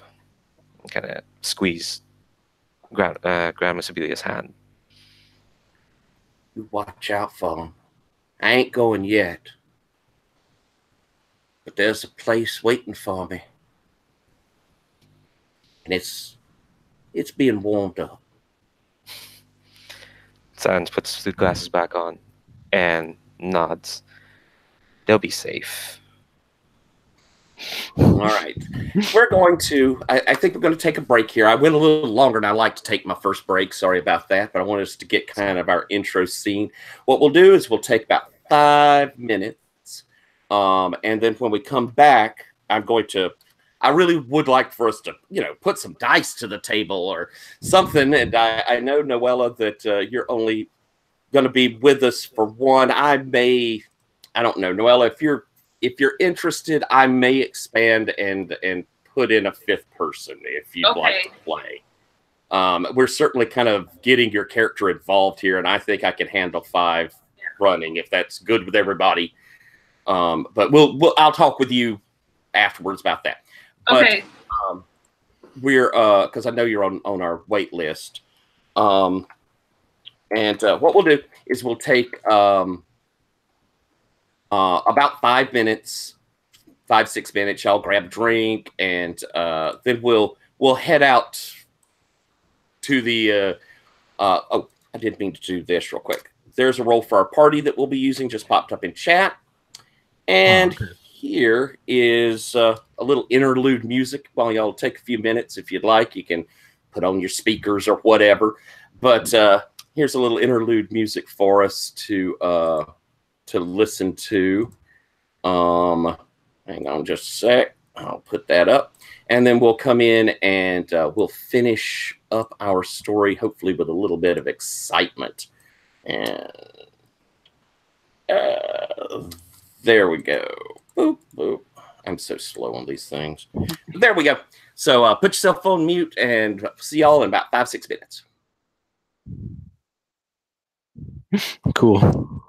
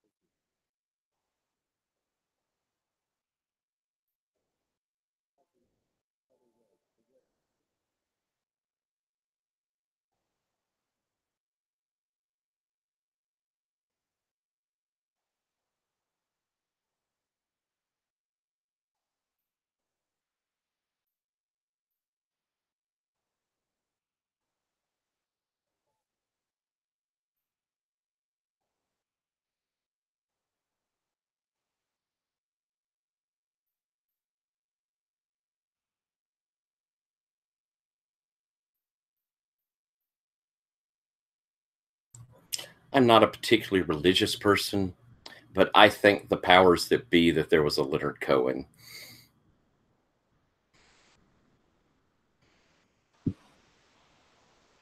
So Tyler, I Yes. just have a little idea for like before they go on the mission. Okay.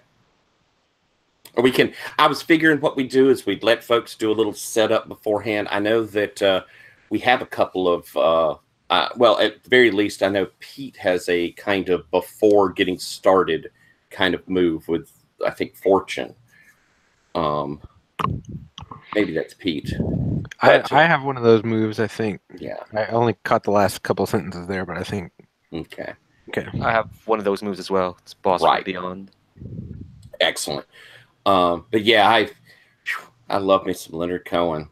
You know, you feel like that it was inevitable there would be an Elvis, and you know, if there hadn't been Madonna, there'd been someone like Madonna. But I feel like if there hadn't been Leonard Cohen himself, there would have never been someone like him. And it's funny because the song that I mentioned isn't even a Leonard Cohen song, but I think I heard Leonard Cohen do a cover of it one time, and now I just think of that. But yeah. Nothing quite like him. Yep. Okay. Right. So yeah, we'll take there, you know, you put in a casserole. I think the group gets the chance to have this quiet night, unless you plan to head out in the darkness into the swamps, which I don't think that's a good idea. Yeah. And so this gives an opportunity for folks who have a kind of a setup move. You can go ahead and do that. So Silence, I believe you said you had one. Yes. Basically, at the beginning of each mystery, I roll plus weird, and I get to ask a question, investigate a mystery question, but my superiors ask me something, depending on if success mix or not. I think how Silence does it is that when they have a quiet time, they have on them is a bag of broken glass, and they spread the glass in front of them, and then they just kind of concentrate, and the glass will arrange themselves, and they arrange them in a way that only they can understand. I like that. So that's 2d6. Okay. The first roll. That's it. I know. I waited very long. I'm sorry. Oh no, that's a 1 and a 2. Ooh. And my weird is a 1, so that's a 4. And on a 4, you're required on a miss. You're required to do something terrible. If you not accomplish what they've ordered, you cannot use this move again until you've made up for your failure. Okay, so I think that as this is arranging, you see something in it, and it disturbs you. I mean, you rearrange them again, but you're seeing the same things. First off, you know that something is building, something terrible is happening. The end of days is what you think is coming, and as you're looking at it, it's a little like Zobelia said. You know, it is a circle. The end of days is also a beginning of new days, sort of thing. But you can see in this, you must send her home. Her time to join me is soon. Yeah, I think. Well, no, yeah. Science just looks at that, and they're not gonna react. I think they're more they're programmed to react when people are around for their benefit. Mm-hmm. But they're just gonna take the glass back and just think on that. Okay. And again, so and with that move, you can't use it again until you do the thing, but it's not like you have to do it right that second. And you get the impression that it is left up to you for when that time is right. But but that is what they have asked. Pete, I think you have a setup move. Yeah, I have a very similar move. So I'm going to roll plus charm, which is a 0. So let's try this. Whoa, what happened here? Have you used roll for your party before? I have not. Okay. They're both clear dice. That's why. Okay. Yeah. Okay. It looks like you were able to submit and you programmed in. There is a thing that lets you change color on the far right at the top. What you did roll, it says there last roll total was 9, so you must have rolled that 6 and 3. So we know you have a 9.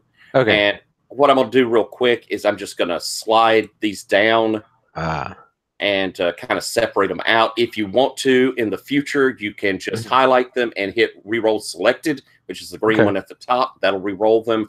And folks, I'll try and save this particular room so we can have it, in our next sessions too. I may even set it up a little for y'all better than I did this time, and give everybody names and stuff on them next time around. So, but you have a 9. Okay. So So I get a mission associated with the mystery, and if I do it, I'll get some info or help too. So another mission for me. Okay, and this is your move of... Which move is it? It is right. It's the one I get from Fortunes. initiate. It's just the initiate one, which is when you're in good standing with your sect. It's right there at the top. Excellent. Though I have like all my other moves are pretty similar. So okay. So, I think that in a lot of ways that you've been given this mission of going out there to that cabin. So I think if it's good with you, I think that you feel there's a sort of mystic. it's pretty obvious for mission. For the fixtures of knowing this is a job I've taken. And then I'll give you that information once we get there. You're going to pull something from it. Okay. All right. That sounds good. Works for me. I could also do a one of these fortunes rolls because I think I can only do that once per mystery, and I might as well do it now and get that hold. That's a good idea. Okay. So, let's see. I have divination techniques. Let's see. What would Pete do for that? Let's see. I think I am going to do a very similar thing to the glass thing. Cool. And I imagine this is happening at the same time, and it's sort of like if this were a movie, maybe we'd both be on the camera. But mine is bird bones, and I have sort of scattering those around and poking them with the stick and trying to read that. And I'm out behind my pickup truck. Oh, that's cool. So we probably had like Silence in whatever room Silence was reading. Maybe like a bedroom that's set up that Silence stays in when they're there, and then it never sleeps on the bed. The bed is always never gets unmade. And I think the camera pulls back and out through the window and back to the back of the truck where we see Pete doing this. All right. So I need to re-roll that, and I need to roll plus weird. Let's see. I don't know how to use this. I'm just going to click these and hit re-roll selected. Excellent. And that is a 5 plus 2. So that is a 7. All right. Well, you got a 7. So that's a mid result. By the way, Leandro, you picked up an XP because of your fail. Nice. So I hold 1, and I can use that to have a useful object ready, be somewhere I'm needed, take +1 forward, or give that to another hunter, or warn someone about an attack. Okay.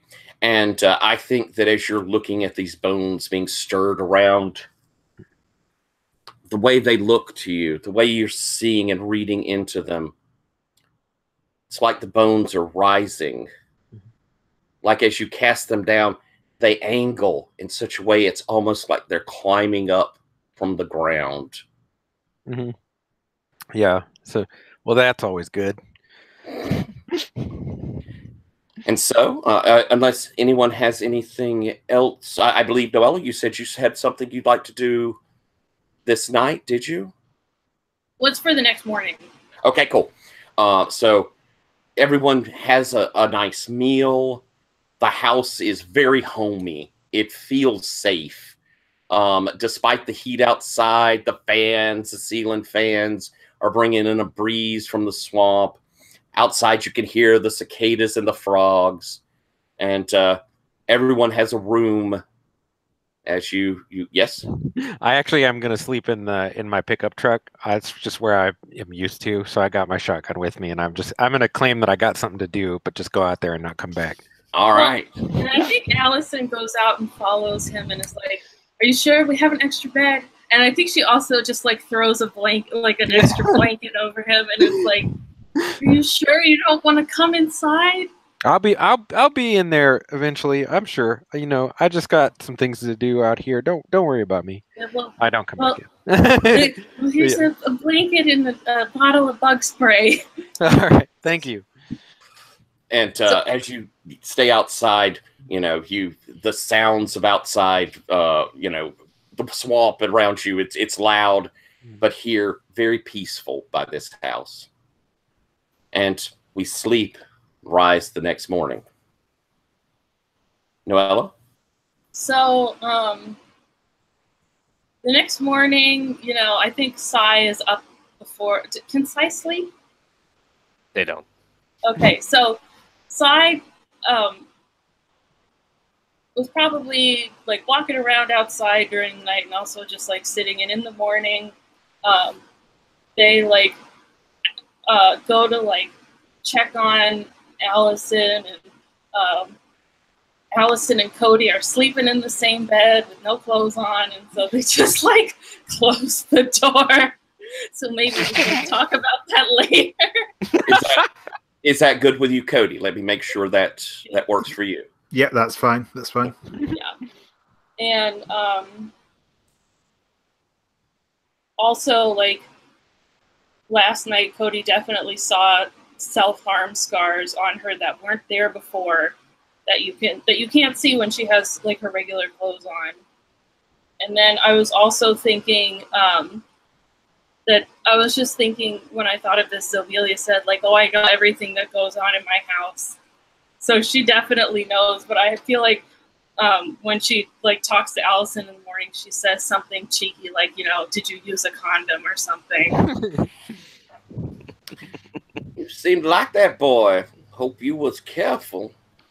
Grandma, I'm always careful. Mm. I think parallel to this, Silence is with Cody. And Silence Oh no. Cody St. John. Yes, ma'am. Do you have designs on Allison Arsenault? No, I just we knew each other back in New Orleans. He's very studiously not looking Silence in the eye throughout. Yeah, I think Silence kind of bent their head forward, so peak of the sunglasses is just about to slip out. And I think Silence just says, "Well, they better stay good designs." Oh, of course, ma'am. And it seems that Zobelia sort of rallied after her bit of sleep, and she'd gotten out of bed and had made pancakes and bacon and eggs for everyone. And there's some really strong chicory has been brewed. And she's puttering around the kitchen looking pretty good. Grandma, do you need help with anything? Oh, I got it. I still know how to work in my kitchen. I'm like, Allison is like picking up the dishes behind her and like putting everything in the dishwasher.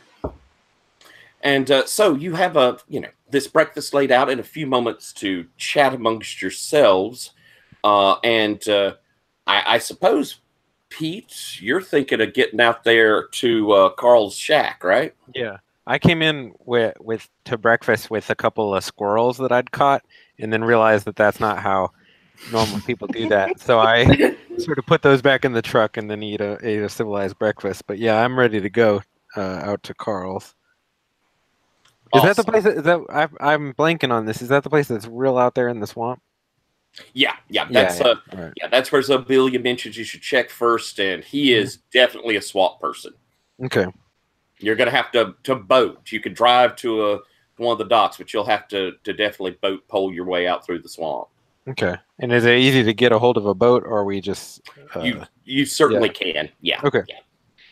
Well, I'm just about ready to go if y'all are. Yeah. All right. Let's go. Sure.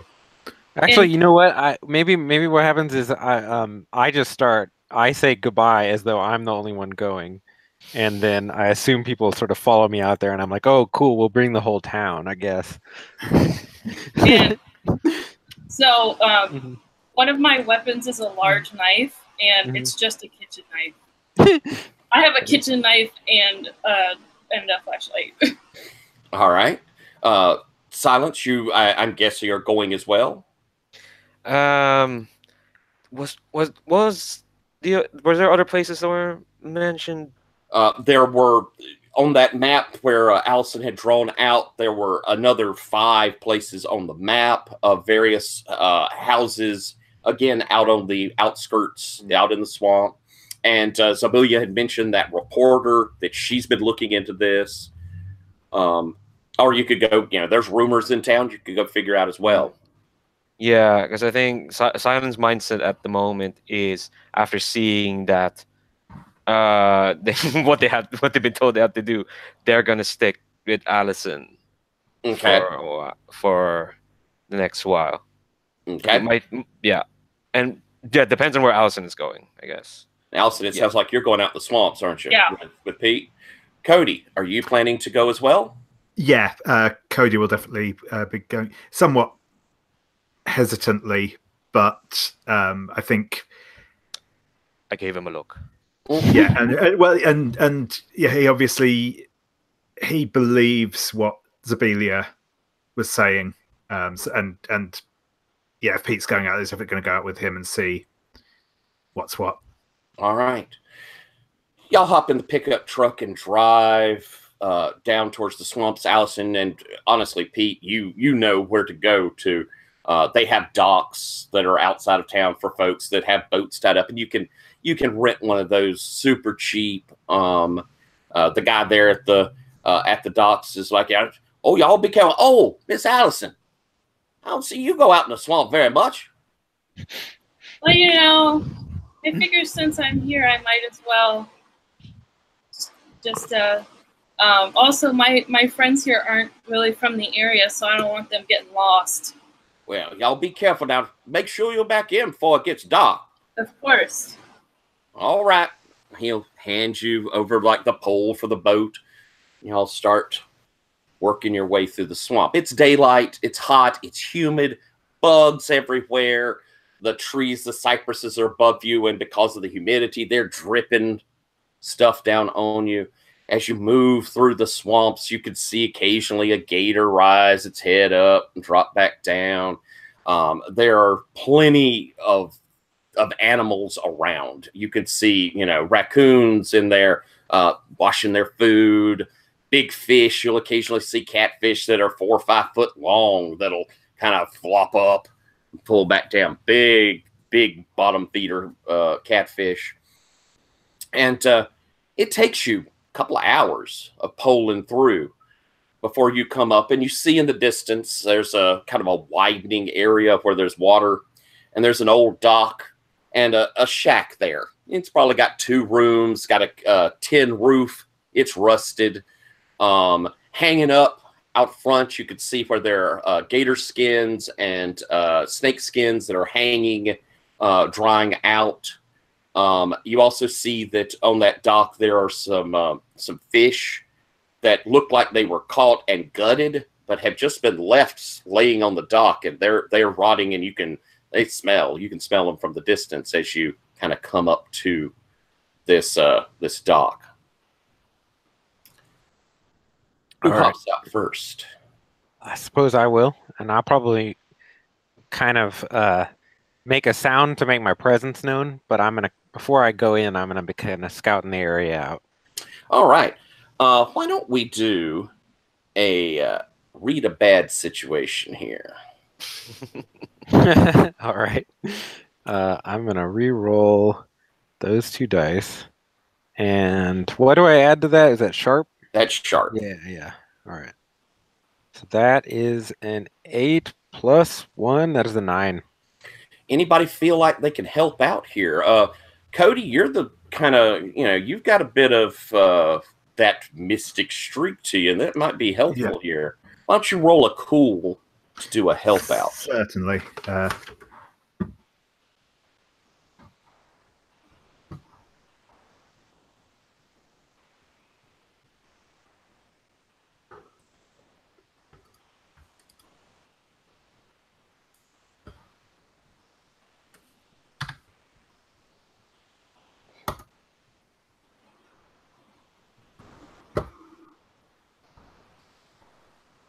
Okay, so that's a 12.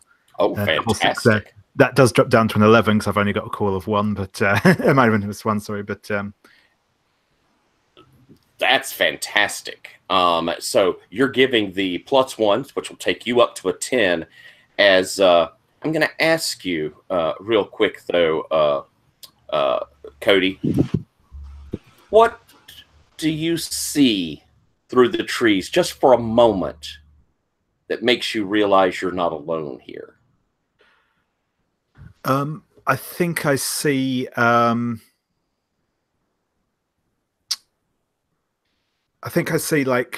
a glint, like almost like sort of cat's eyes reflecting. Though obviously they shouldn't be doing that in broad daylight.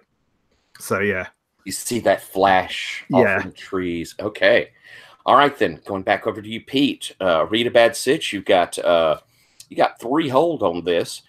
You see your questions there. Mm-hmm. You can ask anything now, or you can hold to ask some.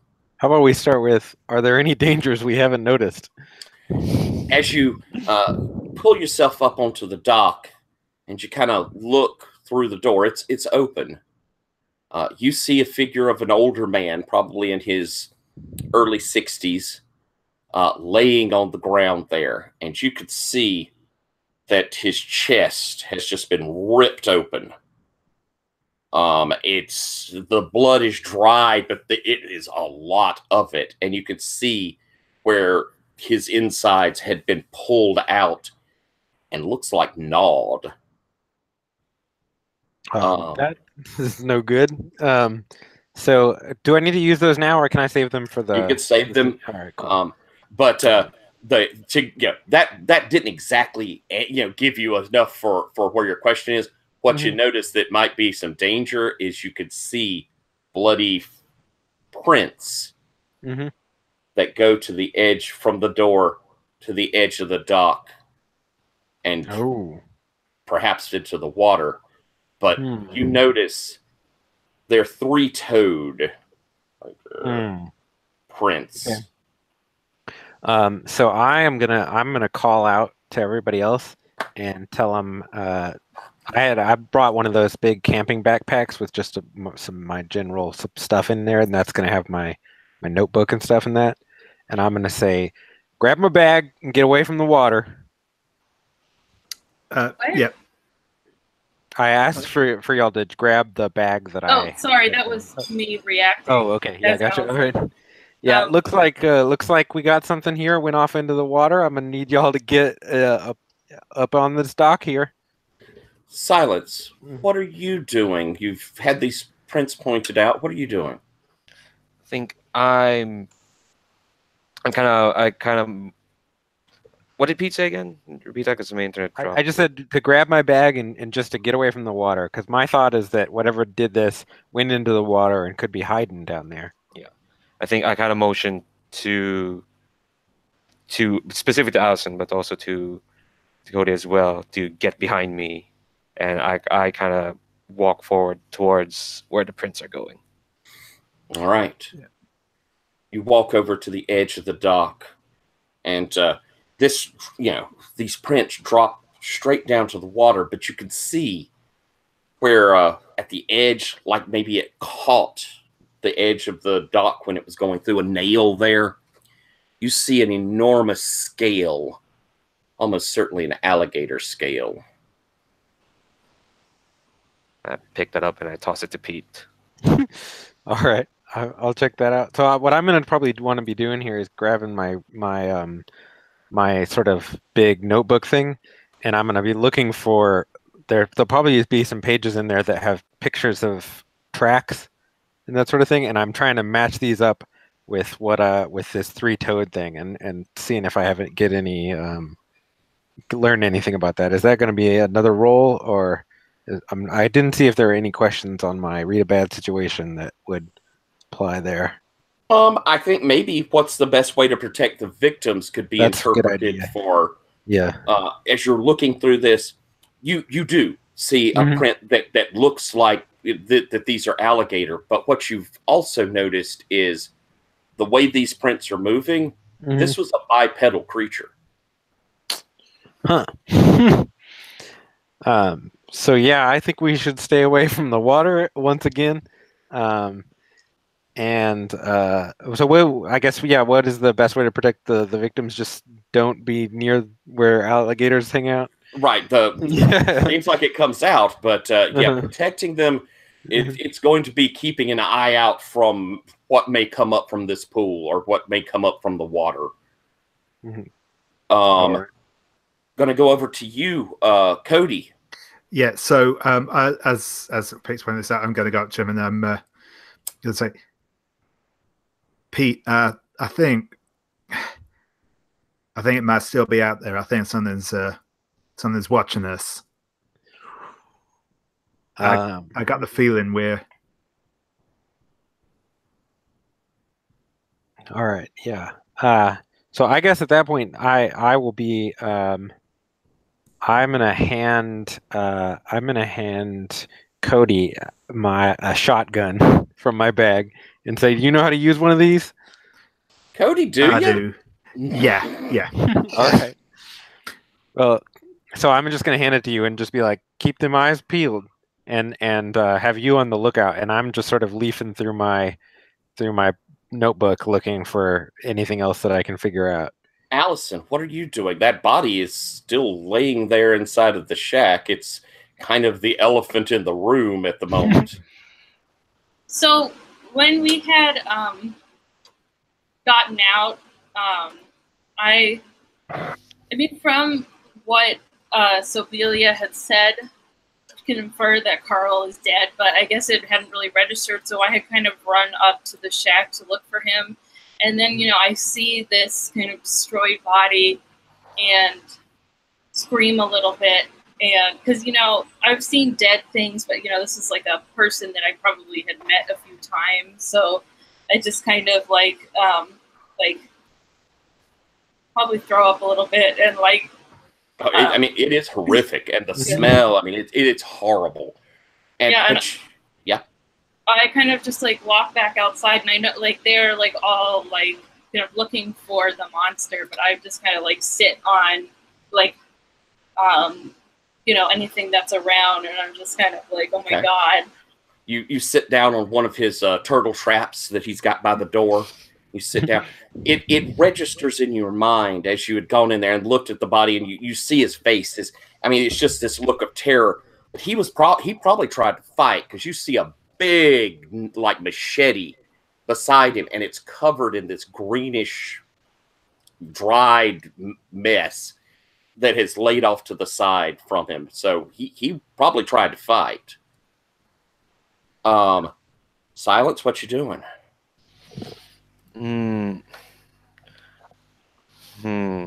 I think I'm. Oh, let me check.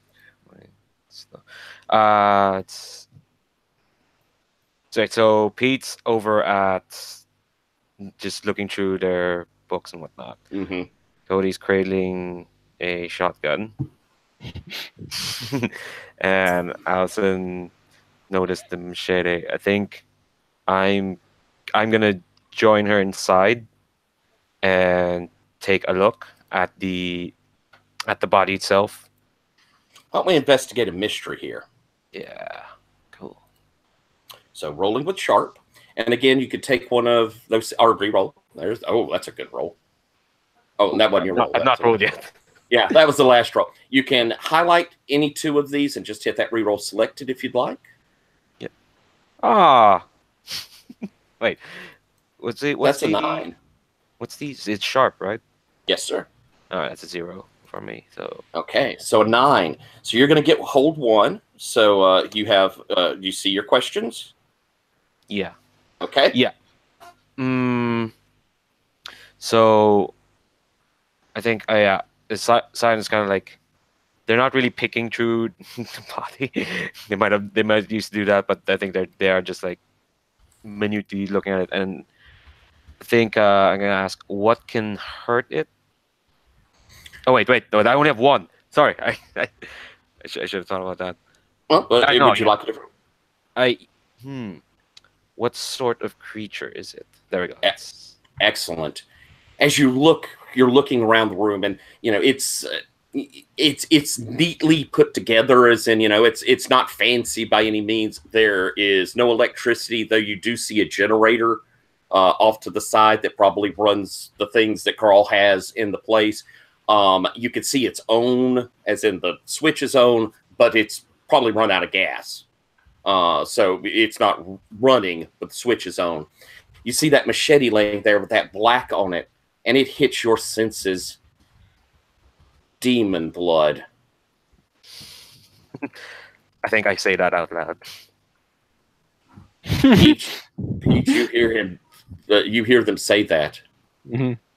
I'm going back for the cigarettes again, lighting one up.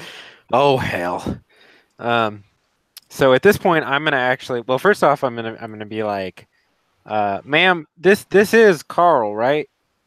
Just to be sure. All right, just making sure. This, all right. Or was excuse me, was Carl. I guess we should let people know about that, but I don't think we should be hanging around here too much. So I'm gonna ask what. Let's see, what was the thing? I'm gonna use my final hold here and ask what the best way out is. Okay. As you're looking around, I'm going to have go just a moment to you, Cody. Yep. As you see a ripple in that pool heading over towards the dock.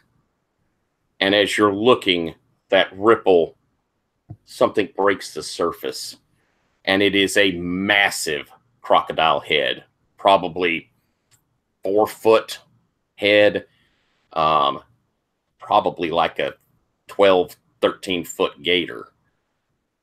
But those eyes, those strange, almost feline eyes, are glowing as it looks up, and there's an intelligence to it. It is definitely looking at you like it knows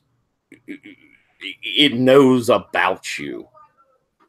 And it sort of snorts and lifts its head up and is coming to the dock. You, Pete, you looking around here, there's the boat. You could get in the boat and go out of here. But you can also see there's a path leading further into the swamp along the mud and dirt where this cabin's perched. That will get you certainly away from here. Those seem to be your 2 ways out at the moment. Getting away from what's coming up in this pool is your best way out if you're just wanting to leave. Yeah. So I'm going to be like, I think I found the problem, and sort of direct everyone's attention in that toward that, and pick up my bag, and in real life, do alligators move that fast? Probably we would be able to. They're pretty fast in the water. Okay. In the water. Okay, so yeah, I guess my what I would say lean over to Cody and be like, "You want to take a shot at that, and then maybe we'll skedaddle." Yeah, and I'm going to point toward that path. Yeah, I think Cody's frozen up a bit, but yeah, he's going to. I think as it sort of looks towards him, he's going to pull the trigger on the shotgun and attempt to shoot it, and then he's going to turn and run. I think, but excellent. I think that instead of it could be a kick some ass. But honestly, I think this is an act under pressure more than a kick some ass. That sounds more appropriate. Rolling with cool. Yep.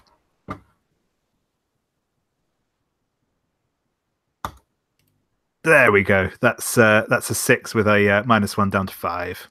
All right. I think you try and snap up this shot, but the recoil of it fires, you see, into the water, misses this thing altogether.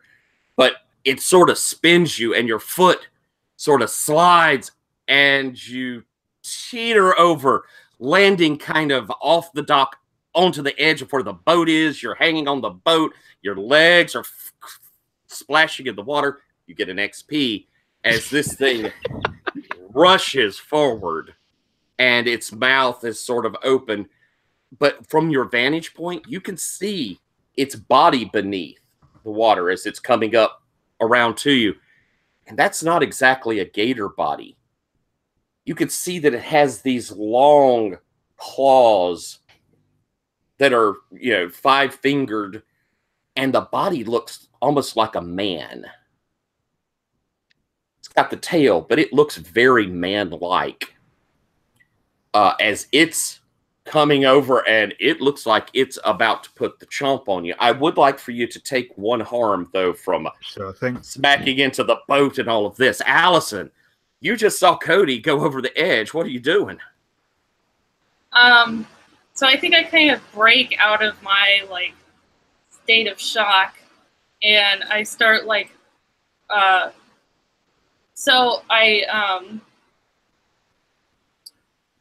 grab the machete, and am I able to pick up the turtle trap? Yeah. Yeah, so I grab the machete and the turtle trap, and I kind of run towards them and throw the turtle trap at the gator man. Excellent. That sounds like you're trying to protect someone. Yeah. Okay, so you're going to roll with tough, because, this thing, it is awkward, it is kind of heavy, but you're able to pick it up. So you're rolling with tough. 0 for me.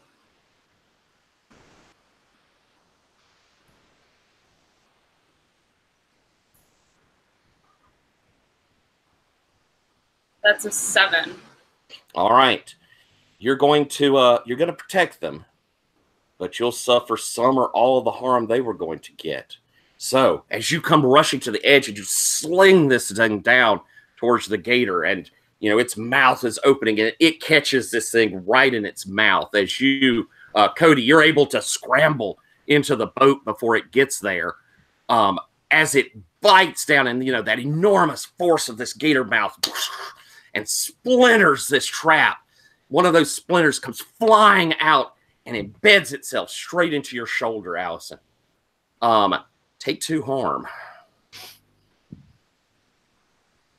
And you Silence. You see this. Yeah. So when they come out of the shack, they've got their sword out. And it's not really a sword. It's just a gout of flame that's shaped like a sword. And they also have their divine armor on, which is just the suit again, but it just looks like it has gold trimmings. Excellent. So, yeah. So, and they see what happens to Allison, and they kind of just they don't shoot out one-liners. They're not that sort, I think, but they do under their breath say pest control, and kind of as the trap splinters around, I am just gonna rush forward and stab it through the mouth. All right. So I think that's going to be kick some ass. As you rush forward, and this thing has come up to where you can certainly reach down to get it, and it's sort of surged up. It's the mud at the bottom is the water itself's only maybe 3 or 4 feet deep, so it's stood up. And this thing, it's probably 7 foot, 8 foot out of the water, plus the tail that's running down from it as you splash into its face. But as it sees you in your kind of glory, those eyes widen, and it utters something that I don't know if the rest of you will understand. Pete, you might have a chance, but we'll let you hear. But you definitely understand. Silence. It is the infernal language of devils and demons. You're too late. But roll some, kick some ass. Fingers crossed. All right. Oh, come on! Oh, how'd you do? So not cool. Let's see. That's a 3. Oh. No, Now, Noah can attest. I've had some bad rolls this week. I'm going to bring something up I haven't brought up before. You do have your luck. Oh, And, yes. I do want to say... I also would like to help out here. I have an idea for what No, to do. So, But the thing is, I have +2, so it'll be 5. So Even if your help works out, you only get a +1. that's true. Yeah. So But I want to go over real quick luck, just real quick for us. A luck, if you do it, it immediately changes to a 12, or you can avoid all harm from an injury. And we're going to start, if you would just kind of keep up with, because y'all are adventuring and we're doing a short session, you've already gotten 2 of your luck marked. But you have all the rest of them. Would you like to spend one of your luck? Yes. All right, so that takes it straight to a 12. Let's see. So with that, you have hit it. You're inflicting harm.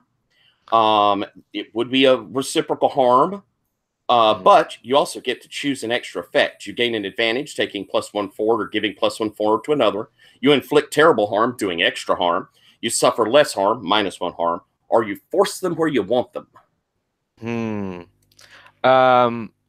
Does it count that I have smite, so my body and divine weapon always counts as a weakness? Yes. Yeah. All right. So I think I kind of I really want to just kill it right now. Like I think I'm gonna do double. Gonna do your terror. Fantastic. Yeah. All right. So that total damage ends up being what from your weapon? I have a 3 harm. It's fire and holy. And yeah, it's and everything. The monsters are weak to it. Right. And so as you slash this through, you know, it has uttered this at you in this horrible language, and it hurts the ears of all of the rest of you to have heard this thing speak this. But your sword, I'll let you describe. How do you completely destroy this demonic creature in front of you? I think when after it utters, you're too late, and it's snarling, open mouth. I kind of just I'm not gonna shrug. I'm not that thing, not like that. I'm not that detached. I think once it's snarling, it's just a very quick stab through the mouth and into the throat, and the fire kind of pours into the body, and yeah, it surges through its insides, and the fire is kind of bursting through the scales. It's lighting up from the inside. It's like spontaneously combusting, and kind of like fire bursts out of their eyes. Excellent. And so the water is sizzling as this thing erupts into fire, and as it begins to descend, like a whirlpool opens up, dragging it back down.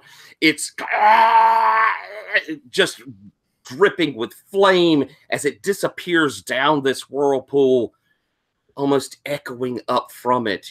All of you hear a deep, sombrous voice. Angel, we are legion.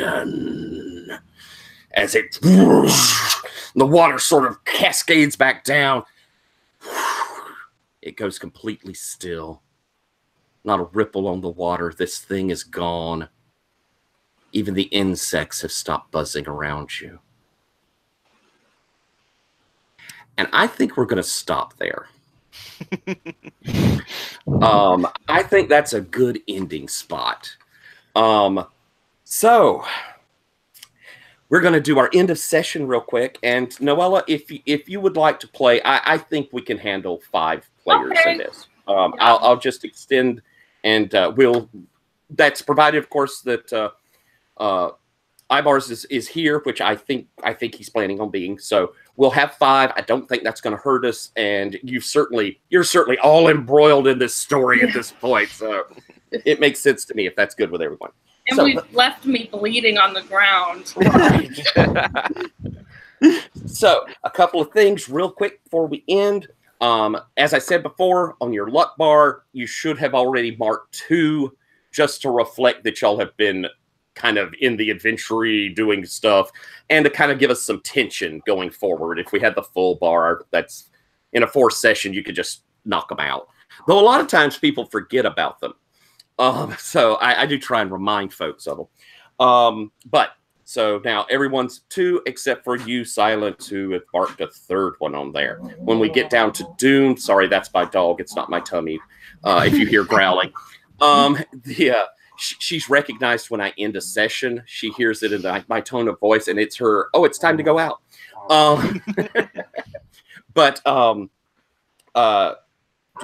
When you get to the end of your luck bar, you become doomed, which means that I start doing extremely hard moves, and it's probably towards the end of your character. Keep in mind, though, that as we advance, there are moves you can take that will get you luck points back. So those are things that are worth looking at, especially if you start getting really low. But with end of sessions, we had some of y'all who had some fails, so some of y'all picked up some XP there. Also, did we conclude the current mystery? I'm doing this on the idea of kind of this will be episodic. We obviously aren't solving the entire arc mystery yet. I think I'm going to say we haven't solved this little piece, but it's almost certain that once you finish this spot next time around, we'll count that as a finishing the first mystery, because I have information for us to get. We're going to do the investigation around here and see some things. But not that one this time. Did we save someone from certain death or worse? Seemed like. I think so. Yeah. I think we might have saved Cody from something pretty darn terrible. Yeah. So we'll count that one. Did we learn something new and important about the world? Yes. Definitely. So there's one. And did we learn something new and important about one of the hunters? We learned something new and important about all of you. But I imagine that for any of you, it was a surprise seeing this shining holy sword come out. Yeah, that was a new one. Aunt Sai, who are you really? Yeah. So we got 3 questions that we answered yes, which means that we get to mark 2 more XP. So I don't know if anybody managed to level, but we've probably got a couple of folks that are close. Should have some 4s there, don't we? Yeah, I think I got 4 because I failed the roll, and the other one I failed, that doesn't count because I spent luck. Do I? Correct. Yeah. Right. Yeah. So I want to real quick. If we've got just a minute or 2, I'll try not to carry us over long. If anybody needs to leave here at exactly the hour, I certainly understand. First, I want to say that since this was our first session, I realized I didn't get us into a lot of roles. We did a lot of setup, but I hope it was still fun. Definitely. I'm going to be using, and you'll see this in the documents, and we will come up with I'm going to do it real quick with us right now on our Divine. I'm going to be using the luck special moves. So, because some of the playbooks have, I think, Spooky and Initiate both automatically have something that goes on when you use luck. I opened up the thing where everybody has an interesting one. And for the Divine, when you spend a luck, you get word that your mission requires something to be done urgently. And I think we're going to end with, there is something at the bottom of this pool that needs to be sealed. You feel that as this thing was dropped down, the hole it dropped down from has not completely sealed. So keep that in mind when we start up next time. And I think that covers all the stuff for our actual housekeeping here. If we have just a minute or 2, I would love to go through and, in this instance, do maybe a quick wishes and stars. I'll do a roses and thorns. If you're familiar with these, I'll go over real quick what they are. Roses and thorns we'll do at the last session. And that is thorns are things that could have been better, could have the game, me running it, things that the system does, the campaign, and they can be pointed and they can be critical. I can take it. I've I've been thorned many a time, so I can certainly take it. We'll do that the last session. Thorns shouldn't really be at other players. We don't do that, but I could certainly take it. You can give me thorns. Roses, on the other hand, are things that were awesome. Awesome you saw in other players. Also you saw in the campaign, things that I did, some the system does. We'll get to that on the last one. But wishes and stars is each of us will give out a wish, something we kind of want to see from our character, from the story, in the stuff going forward. Things you'd like to flag for, this interests me. It can be to me, or it can be to another character, or something like, I saw this and I thought it was really cool. I'd love for you to expand on it. Or I see this for a relationship with us. What do you think of us? I wish we could try and develop that. That's what wishes are. Stars, on the other hand, you'll each take a star and you'll say, okay, this was super cool, or you did this that was really cool. And that's what a star is. If you have one for either of these things, then, say it. If you don't, then it's perfectly fine to say, it was great. I don't really have a specific thing. I'm going to start. I'm not going to pick on you this time, Skylar. I'm going to start on the other end. I'll start with you, David. We're going to start with wishes. Anything you'd like to see coming up? Yeah, I think I'm interested in seeing how the relationship between Cody and Silence evolves, particularly at the beginning of next week. I think it could be quite fun. I think that could be neat too. Yeah. And so, do you have any other wishes? That's the only specific one I can think of right now. I think, yeah. Cool. Stars. Hang on, I'll come back to sorry. you. Oh, yeah, no, sorry. Yeah, no, that's cool. So I'll move on down to you, Leandra. Could you tell us maybe a wish? I know one wish. I definitely, but it's not really a wish. I know it's going to happen. I want to meet more NPCs. I want to see how many flavors of Southern you can do, Tyler. Excellent. And one more wish. I think Silence got strong relations with Allison and Cody, and they haven't worked on. I do kind of want a moment with Pete, just to really firm that up as well. Cool. Yeah. I want to. Yeah.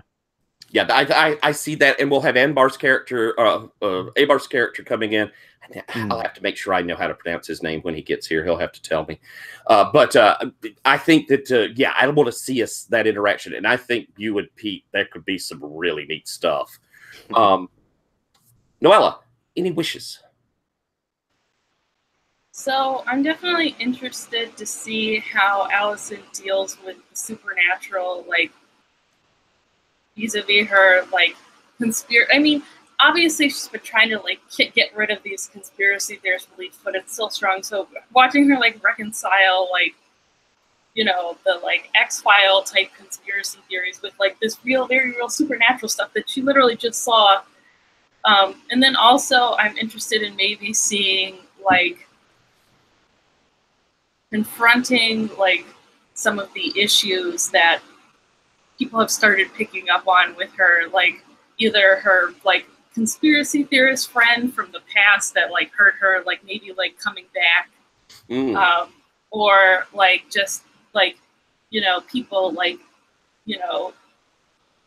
asking her, why did you drop out of college? What are these scars? Those kinds of things. I have a thought working forward on that, and I won't develop it since we're right here at the end, but I wouldn't, if you're interested, I think you and that reporter could be an interesting tie-in to that conspiracy theory sort of thing. I think that could end up being really a neat way to draw that out. Yeah. So I'll think on it, and when we come in these sessions to come, I think we can draw out some of that stuff really well. Skylar, wishes for you. Yeah, I wanna see more of the character interactions. I really want to see what the deal is with Silence and Pete's relationship. It's whether they. I kind of imagine that Pete just sort of sees Silence as just one of us in a certain sense, but I'm very suspicious. But I want to know more about that. I like this idea that, based on the bonds we set up at the beginning, I like this idea that with Allison as this conspiracy theorist, I just immediately think of her as like she has the mind for it, and so I'm like I'm not picking up on a lot of her background stuff or what's been going on with her. So I like maybe that could be a moment where we could like I might ask her how school is or something like that, and that'd be good. But I also like the idea of with Cody that like based on the shotgun maneuver and stuff, I might just think of Cody as a fuck up. and and like I like the idea of Cody sort of winning me over on that. That could be very interesting. Yeah, it's always nice if you're gonna have one of those screw ups that's a little embarrassing. It's early because then you get the really cool redemption story. Yeah. So that's a cool idea. Excellent. Thank you. We're gonna now do stars. So I'll come back to you there, David. Stars you might like to hand out. Yeah, I really liked the details with Pete's truck. I thought I really liked that the radio and the whole sort of that whole arrival scene. I really liked. I thought that was really nicely done. Thanks. Excellent, thank you. And Leandro, any stars? Nothing too incredibly specific. I just love the makeup of the group. That I think all it balances very well. You've got a lot of human drama and human flaws, and a lot of very inhuman flaws, and I don't know. It feels like we're all kind of all our relations are all like really interesting and just balanced really well. I agree. Wonderful. Thank you. Noella, any stars? I just really love Sovelia and the way that you play her, Tyler. So great job. Thank you very much. And I like that character too. And I love that you brought that into the game for me to get to play with. So that was awesome. And Skylar, any stars? I love how unsettling silence is in every interaction. That's really great. And this whole setting is just really, really good. I really like the way you've been running it. So cool. Thank you very much. I'm gonna do that GM's prerogative of I'm doing my wishes and stars both at the end. Wishes for me, I want to make sure that I'm scooting the spotlight around so everybody's getting stuff to do. It's one of the things I think is most important in running a PBTA is to make sure that everybody's getting their moment. So I'm going to keep trying to do that. If it feels like you're not getting something in, feel free to put something up in the chat, something like, I've got an idea, and I'll make sure to try and swing it over there. But it's one of my wishes is to always make sure everybody feels like they're very active. Another wish is to make sure we have the space. I want to make sure you all have space to do what you want to do so that we can have these interactions on a personal level, so that we can have you coming up with your own ideas of neat things to come in. Because we're building the story together. I want to make sure it always feels like this story is something we're telling as a group. And my stars, you guys are amazing. The fact that y'all are fairly new to Gauntlet is a shock because you're very much falling right into the best practices of what the Gauntlet is, which is that generosity of play, that wanting to be there to see what the other person does that's so cool. That's what makes Gauntlet great, is we're all fans of each other. And so y'all have come in and done that so well. The party makeup is wonderful, and how you're interacting is phenomenal. And the details on your character are so cool. They make these characters seem so real. I can, even in the short time we played this time, I can see the personalities, and they feel like full-fledged characters already. So knowing we've got more sessions to come, I know it's just going to keep getting better and better. So thank you, a star to all of you for what we did here. So I'm going to wrap us up. Thank you for playing. This was session 1 of 4. Noella, we will have you back if you are free. And we will hopefully have another player with us next time. For those of you who happen to watch more. And thank you for doing it. And I'm going to end the broadcast now.